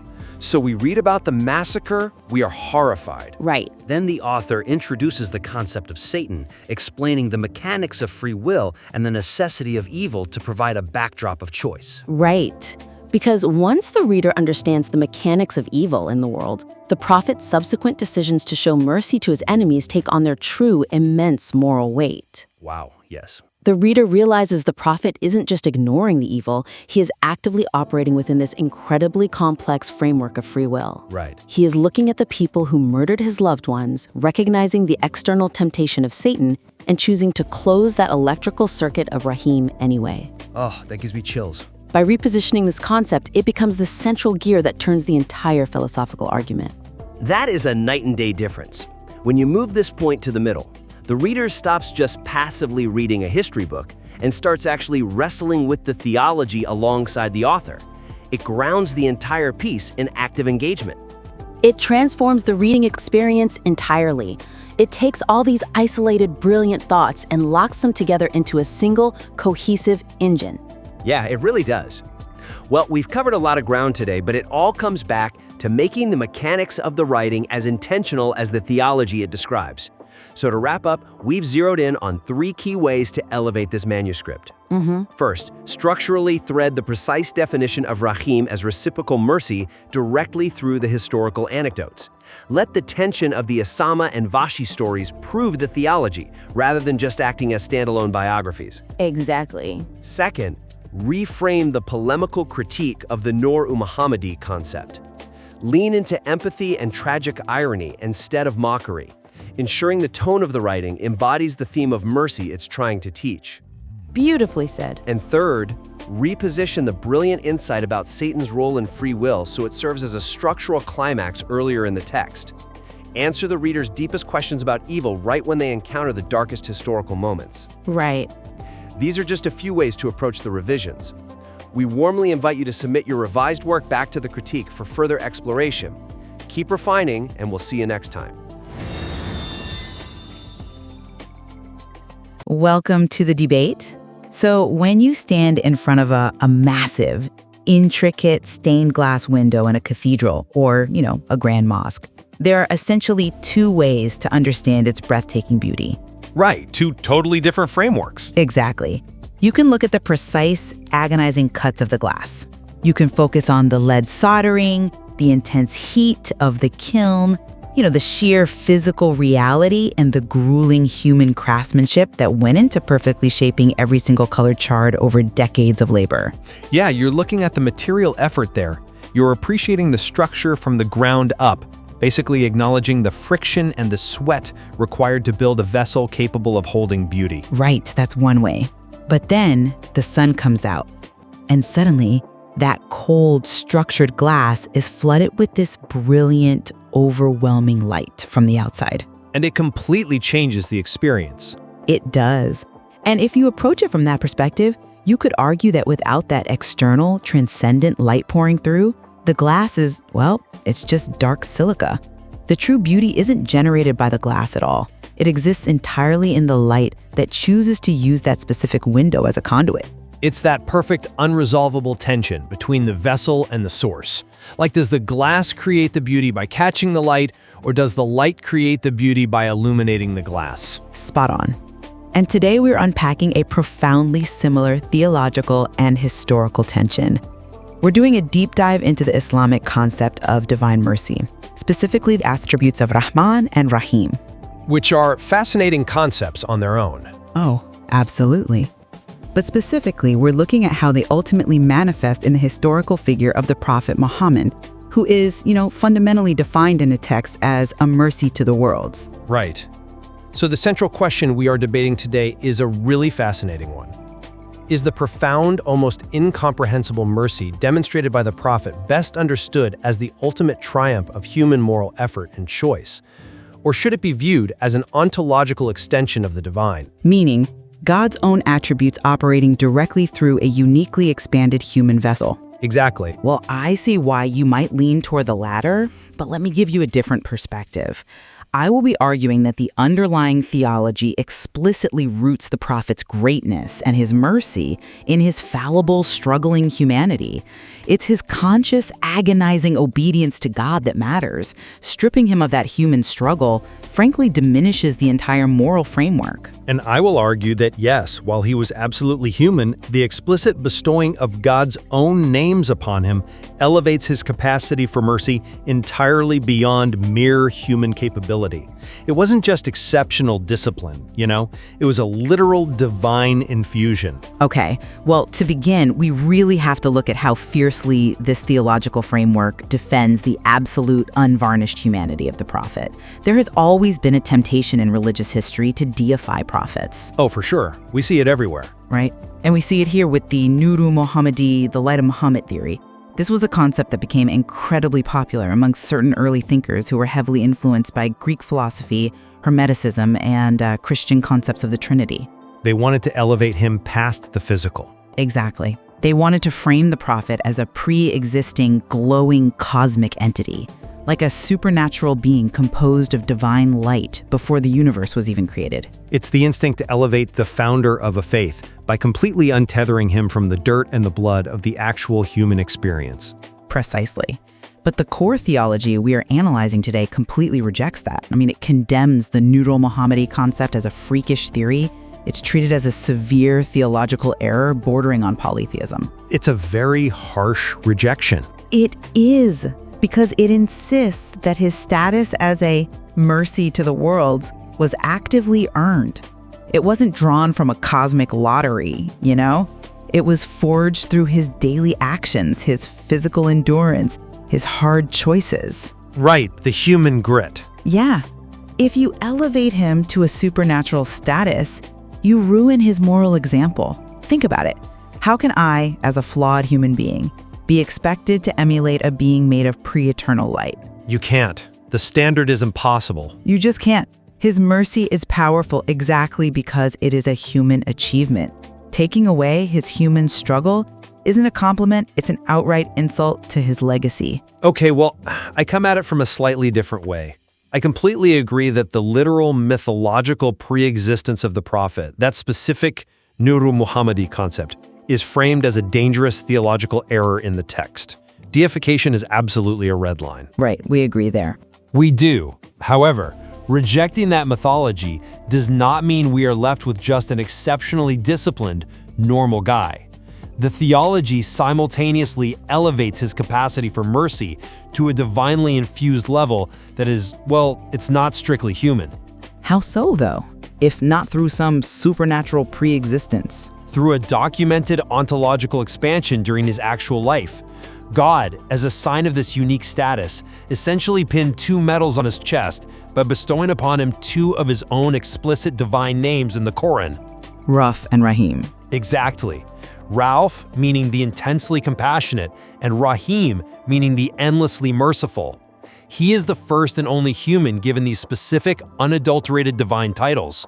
Which is a massive distinction. It's huge. So I am going to argue that the historical examples of mercy he demonstrates go far beyond the upper limits of normal human moral discipline. They represent the actual divine attributes of Rauf and Rahim operating directly through him, which expands his capacity way beyond typical human parameters. That's an interesting point, though. I would frame it differently. When you use language like divine attributes operating through him, I think you risk overshadowing the intense physical and emotional vulnerabilities that the history spends so much time detailing. But those vulnerabilities are part of the vessel. Yes, but let's look at the actual mechanisms of his life. He ate food, which means he felt real hunger. He needed to relieve himself. He got physically ill. And most crucially for this debate, we have to look at the Battle of Uhud. Ah, yes, a moment of absolute catastrophe for the early Muslims. Utter catastrophe. I mean, he wasn't hovering above the battlefield projecting light, right? He was in the mud. His tooth was broken by a rock. The metal rings of his helmet were driven deep into his cheekbone. The accounts of his injuries are brutal. They are. His face was split open, and he bled so profusely he was physically devastated. He had to be literally pushed up into a cave by his companions just to survive. This detailed recounting of his physical destruction isn't just historical trivia. You think it serves a theological purpose? It is the ultimate theological anchor. It proves his mercy is a grueling act of human agency. He is making a conscious, agonizing human choice to forgive in a moment of supreme physical pain. I hear you, but the reaction to that pain is exactly where the human framework breaks down for me. Let's look closely at that moment in the cave. Okay. He's bleeding, surrounded by hostile forces trying to end his life. His closest companions are begging him to raise his hands and curse his attackers. And historically, a prophet's curse in that state of oppression would be definitively answered. Oh, without a doubt. It would have been the end for them. Right. The human instinct, even the most disciplined, righteous human instinct for justice, would be to condemn the murderers. What does he do instead? Well, he prays for them. He does. But we have to break down the actual mechanics of that prayer because it completely defies human psychology. He doesn't just grit his teeth and mumble, "I forgive them." He actively weaves a tapestry of excuses for them. It's a very detailed prayer. It really is. First, he asks God to forgive them. Second, he takes ownership of them, honoring them by calling them my people. Third, he repents on their behalf. And fourth, he actively provides a legal defense for them to the divine, saying, "For they do not know," essentially asking that their sheer ignorance be accepted as a valid excuse for his own attempted murder.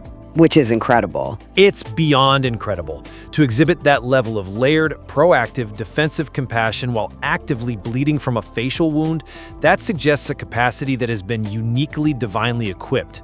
A human being might bite their tongue and refrain from cursing, but actively lawyering for your murderer's salvation while they are hunting you, that is the divine Rauf and Rahim operating in real time. Look, I see why you think that, but let me give you a different perspective. If we view his mercy simply as God's attributes overriding his human limits and kind of taking the wheel, aren't we just slipping the rejected Nuru Muhammadi concept through the back door? I don't see it as overriding his will, though. I see it as expanding it. But think about the implications of divine infusion overriding human struggle. It's like praising a self-driving car for being a great human driver while it perfectly navigates a dangerous mountain cliff. A self-driving car? Yeah. Yes, the navigation is flawless, but the car didn't demonstrate courage, you know? It didn't overcome fear. It just executed its programming. If God is just piloting the vessel and pumping divine mercy through him, where is the moral triumph? The profound beauty of an insane human being is that they become more lovable the more perfectly human they become. The beauty is that he felt the rage, he felt the pain, and his human agency chose empathy anyway. I'm sorry, but I just don't buy that analogy. Let me tell you why. A self-driving car has no will. It has no soul to expand. The prophet clearly has a will, but by pinning those two metals, Rauf and Rahim, on his chest, the divine is fundamentally expanding the capacity of that will. So you're saying the hardware was upgraded, so to speak. Exactly. It wasn't an override. It was an ontological expansion. And to really understand this, we have to look at the story of Vahshi. This is probably the most difficult and complex narrative regarding forgiveness in the entire historical record. It is, because Vahshi was the man who brutally killed the prophet's beloved uncle, Hamza, at that same Battle of Uhud.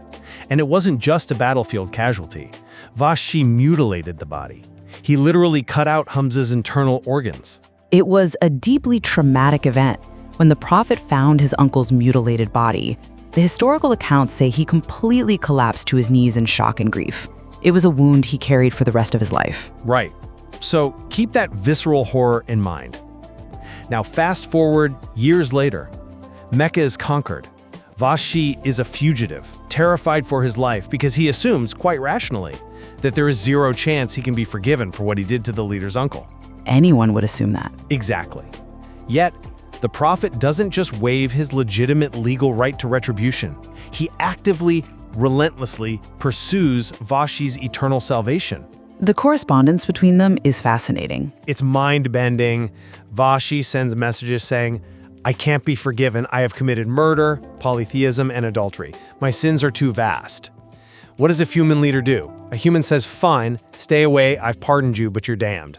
Right, they wash their hands of it. But the prophet acts as a relentless conduit of divine grace, like a hound of heaven. He sends Vahshi specific verses to dismantle his despair. First, he sends Surah Furqan, verses 68 through 70, which promise that God can transform bad deeds into good. And Vahshi rejects it. Vahshi pushes back. He's paralyzed by guilt, saying, "I don't have good deeds to replace the bad."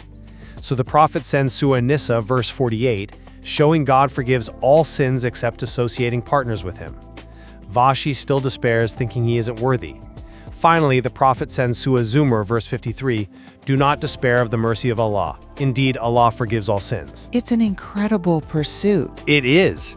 This relentless, almost illogical pursuit of a mutilator's soul doesn't look like human boundary setting. It reflects God's infinite seeking mercy flooding through a human channel.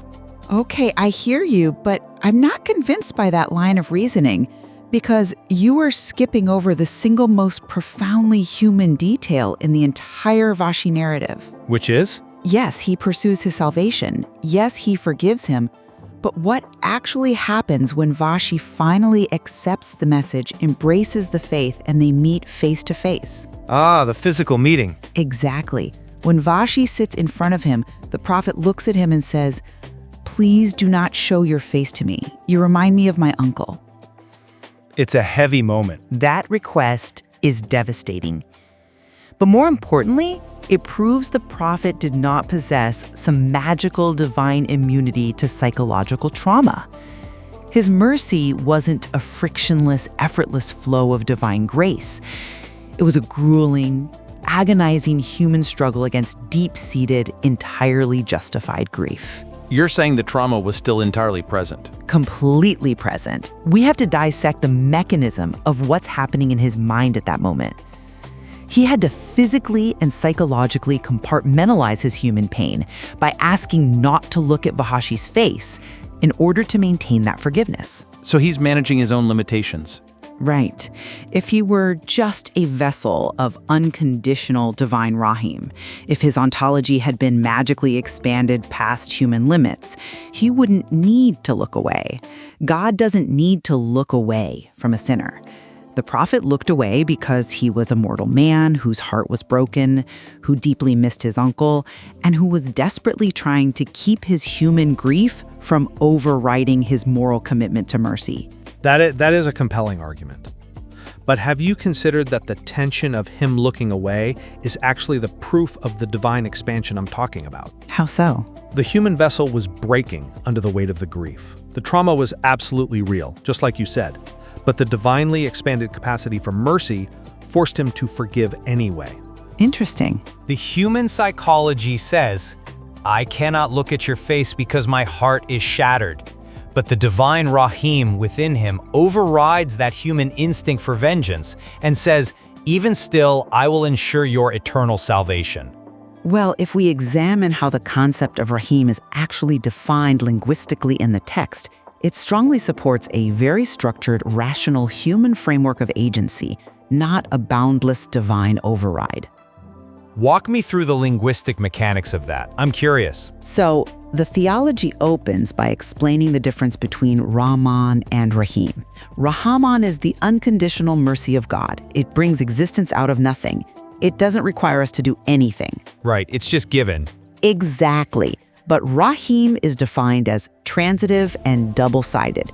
It requires both a fail, an active subject, and a meful, a receiving object. Meaning it's a reactionary mercy. Yes, think of it like a mirror catching the sun. The recipient has to actively position the mirror. They have to do a good deed or ask for forgiveness or declare faith. That action hits the mirror of Rahim and bounces back as mercy. This implies a highly rational, conditional framework of reciprocity. The mercy is bound by rules. The recipient triggers it. Okay, but how does that mirror analogy apply to the Prophet's actions on the ground, in your view? Look at the story of Usama bin Zayd. Usama was basically a grandson to the Prophet, deeply loved. During a battle, Usama overpowered an enemy combatant. Right as Usama raised his sword for the final blow, the enemy shouted the Islamic declaration of faith, the Shahada, to save his own life. A desperate move. Very. And Usama, assuming the man was just lying to avoid death, killed him anyway. A battlefield calculation. A lot of people would make that call. Right, a very common human calculation. But when the Prophet finds out, he is absolutely furious. He severely reprimanded Usama, asking repeatedly, did you cleave his heart open to see if he meant it? He was incredibly angry. Because the Prophet's mercy here is not some boundless, chaotic grace that sweeps over everything. It is strict, it is bound by rules. The enemy positioned the mirror by saying the words of faith, and therefore, by the rules of Raham, the mercy had to be applied. I see. Usama violated that structure, and the Prophet enforced it with anger. This is a distinctly human, rationally structured framework of justice. It requires a trigger. I hear your point on the linguistic definition of a harm requiring a trigger, and the mirror analogy makes a lot of sense for everyday justice, but I identify a massive tension in the theology precisely on this point. What tension? If Rahim truly always requires the recipient to act well and position that mirror to trigger the mercy, we have to go back to the bloody cave of Uhud. Because his attackers weren't holding up mirrors. Exactly. His attackers had done absolutely nothing to trigger or earn that mercy. They were actively swinging swords at his head. They hadn't uttered a declaration of faith like Usama's opponent. They were trying to eradicate the faith entirely. And that's true, they were hostile. By the strict linguistic definition of fail and meful, the mirror was shattered. There should have been no reflection of mercy, yet the mercy flowed anyway. He prayed for them while they hunted him. But this suggests that while the Prophet operated within the human conditional framework of Rahim most of the time, like with Usama, the bestowal of those divine medals meant he frequently shattered the rules of human reciprocity. The mercy he displayed at Uhud acted as an unconditional divine grace pouring into the world, completely bypassing the technical requirement for the recipient to earn it. I see the tension you're pointing out, really. But I would argue that even at Uhud, the Prophet was still operating purely on human agency, just operating at its absolute moral peak. He was utilizing the ultimate human capacity for empathy. By making excuses for them. Yes, by saying, forgive them, for they know not. He located the trigger for mercy in their lack of understanding. He wasn't bypassing human rules. He was finding the most incredibly generous possible interpretation of them. He used their ignorance as the mirror. That is a very generous interpretation. The theology constantly reminds us that prophets are sent as guides, precisely because humanity is navigating a stormy sea. If the guide isn't in the same boat, experiencing the exact same human weather, the guidance is meaningless. But the Quranic framing doesn't just call him a guide, it explicitly states, "We have not sent you but as a mercy to the worlds." It doesn't say we sent you to show mercy, it says he is the mercy. His very existence is defined by this attribute. It's a heavy title. We see this in how he reacted to the stubbornness of his society. He would nearly destroy himself out of grief that people wouldn't believe and be saved. The Quran literally has to intervene and tell him, do not kill yourself with grief over them. Right, his empathy was almost fatal. Exactly. That level of consuming, self-destructive empathy for people who are actively mocking and attacking you is not a standard human psychological trait. It is an echo of the divine Rahman that relentlessly loves its creation. It's a profound echo, undoubtedly. But as we draw this discussion toward its close, I have to reiterate my position based on the totality of this historical and theological framework. Fair enough. The evidence demands we view the prophet's mercy as the absolute pinnacle of human effort, from his agonizing physical injuries at Uhud to his profound psychological pain in confronting Vahshi and having to literally look away. Every single ounce of his compassion was paid for in the heavy currency of human suffering and conscious choice. You see it as a triumph of will. I really do. To strip him of that human struggle, even in the well-intentioned name of honoring his divine connection, commits a grave disservice to his legacy.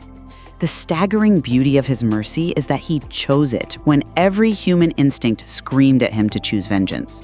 And to summarize my stance, I believe the extreme, almost illogical nature of his forgiveness demonstrates that his mercy fundamentally transcended standard human parameters. The divine infusion. Exactly. He was absolutely human, yes, but by explicitly bestowing his own names, Rahuf and Rahim, upon him, the divine uniquely expanded his ontological capacity. He was able to relentlessly pursue the salvation of his uncle's mutilator and actively engineer the forgiveness of his own murderers because his human vessel was carrying an ocean of divine grace. There is one vital thing we completely agree on, however. The historical record makes beautifully, undeniably clear that his overarching mission must be framed entirely in terms of this mercy. It completely rejects the superficial, power-obsessed, or political interpretations of his life. Yes, absolutely. That incredible moment during the conquest of Mecca perfectly encapsulates this. Oh, I love this story. It's so good. The Muslim army is entering the city after years of exile. 10,000 torches lighting up the valley. Abu Sufyan, the old leader of the opposition, looks at this massive, overwhelming military force and says to the Prophet's uncle, Abbas, "Your nephew's kingdom has grown incredibly large." A man who only understands power, looking at the world through the lens of power. Exactly. And Abbas immediately corrects him. He doesn't puff his chest out or brag. He says, "Watch what you say. This is not a kingship. It is prophethood." It's a fundamental paradigm shift. Abu Sufyan is looking at a king conquering a city, but Abbas is looking at a prophet fulfilling a mission of mercy. And as listeners, understanding this figure through the dual lenses we've explored today, his intense, bleeding human vulnerability on one side, and his extraordinary, almost boundless capacity for forgiveness on the other, well, it allows for a much deeper appreciation of how complex historical and religious figures actually operate. It's not just a flat narrative. No, it's not. The history offers endless layers regarding the nature of faith, the mechanics of free will, and how human beings interact with the divine. It certainly challenges us to elevate our own understanding, regardless of which framework we lean toward. We really have to reckon with the mechanics of mercy in our own lives. So we leave the final judgment to you, the listener. When you stand before that great stained glass window of history, what do you see? Do you marvel at the agonizing, exquisite human effort it took to piece the shattered glass together in the dark? Or are you simply blinded by the transcendent light pouring through it? Or perhaps the inescapable truth is that you can never truly separate the two. Thank you for joining us.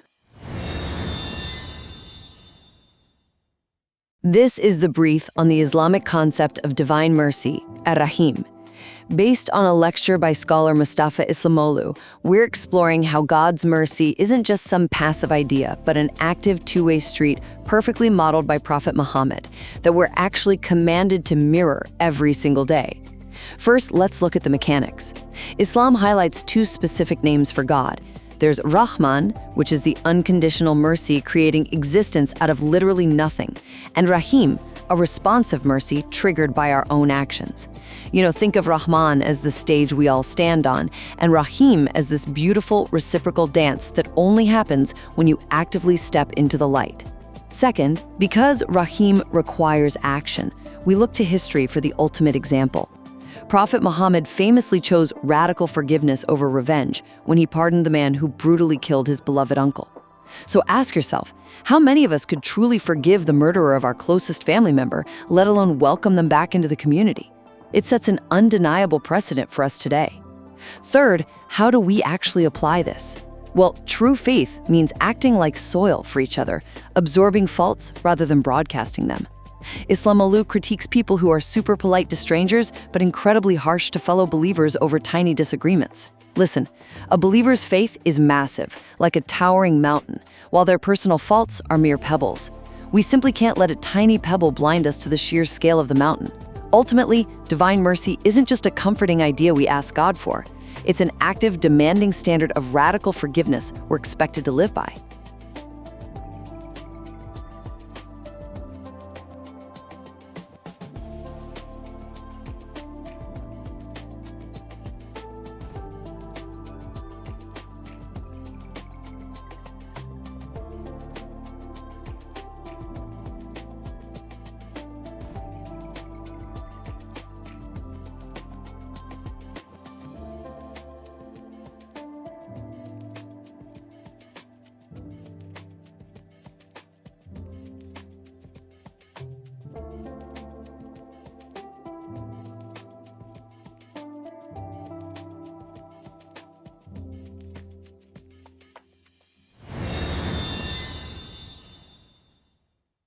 This is the brief on the Islamic concept of divine mercy. We're unpacking a lecture by theologian Mustafa İslamoğlu about the divine name Rahim, discovering how true mercy isn't just some passive feeling, but a powerful, interactive force that totally shapes human empathy. First, we've got to spot the difference between Rahman and Rahim. You can think of Rahman as God's unconditional mercy, kind of like the fundamental gravity holding the universe together for everyone. But Rahim, well, that's a specific two-way street, a personalized echo responding directly to the good you put out into the world. Second, to see this personalized mercy in practice, we look to Prophet Muhammad as its ultimate embodiment. He's a mercy to the world, not because of magical powers, but through agonizingly real human actions, like actually forgiving Vahshi, the man who brutally murdered and mutilated his beloved uncle, Hamza. We often want our historical figures to have untouchable superpowers, but honestly, isn't it infinitely harder and way more impressive to just be a human who actively chooses to forgive the unforgivable? Finally, believers are called to practice this radical mercy every single day. We need to act like soil that absorbs faults, viewing a peer's mistakes as tiny pebbles that shouldn't overshadow the giant mountain of our shared faith. It really makes you wonder, why are we so incredibly polite to complete strangers, yet so quick to act ruthlessly toward our own community over minor differences? Ultimately, true mercy isn't an abstract concept, but an active, daily choice to absorb the faults of others and reflect grace back into the world.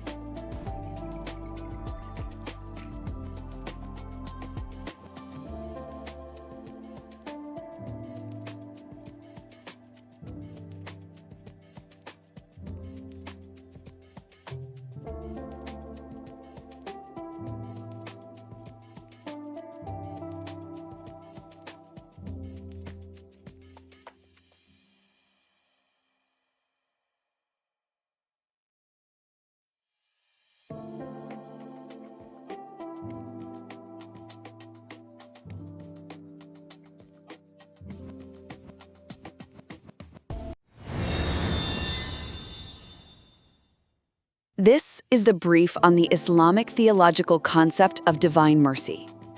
Today, we're distilling a really profound lecture by scholar Mustafa İslamoğlu all about the nuances of God's mercy and why understanding this concept is fundamentally about how we treat each other.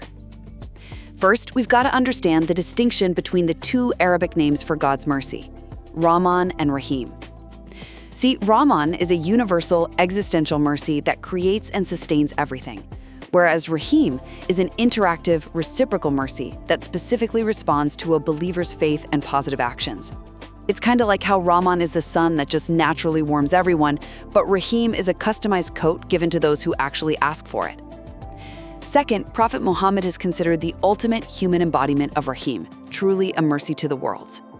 Highlighted in the text is a pretty extreme historical example of this: his radical forgiveness of Vahshi, the man who brutally murdered the Prophet's beloved uncle Hamza. You know, we usually associate power with vengeance, so what does it say about true strength when the ultimate leader chooses radical forgiveness instead? Finally, believers are commanded to adopt this Rahim trait, meaning they have to show grace to each other and avoid harsh excommunication, known as takfir. Fascinatingly, even the existence of Satan is viewed as an indirect manifestation of mercy, because without the contrast of evil, we simply wouldn't have free will or the ability to make rewarding moral choices.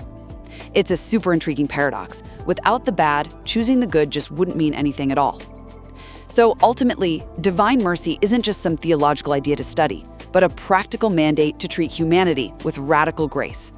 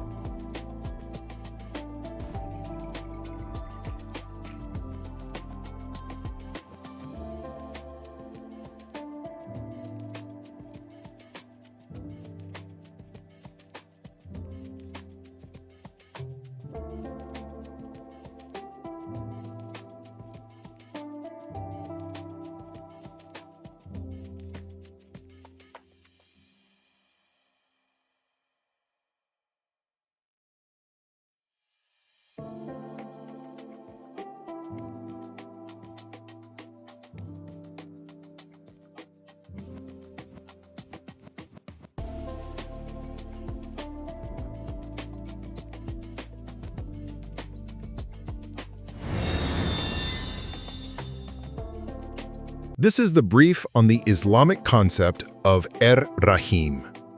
Today, we're diving into a lecture by scholar Mustafa İslamoğlu, unpacking divine mercy, specifically the name Er-Rahim. He shows exactly how it shifts from a high-level theological concept right into radical human compassion. So, what does this level of divine mercy actually look like in the real world? First, let's look at the mechanics. There's a vital difference between two types of divine mercy, Rahman and Rahim. Rahman is completely unconditional, given to all creation just for existing. Rahim, though, is interactive. It's a responsive mercy triggered by your faith and actions. Think of it like this. Rahman is the sun shining on absolutely everyone, but Rahim is a targeted extra beam of warmth you get when you actively step into the light. Second, we see the ultimate human example of this in the Prophet Muhammad. He perfectly embodied this Rahim attribute as a mercy to the worlds. Take his historical decision to forgive Vahshi, the man who brutally murdered and mutilated his beloved uncle Hamza. Seriously, could you actually forgive the person who took away your closest family member? Finally, how does this apply to us today? Well, it's a huge warning against harshly judging or canceling people over tiny flaws. We need to act like soil, effortlessly absorbing the faults of others. Don't throw someone away over a pebble of a mistake when their foundational faith is the size of an absolute mountain. True mercy isn't just about receiving divine forgiveness. It's about having the strength to extend that same radical compassion to the flawed people around us.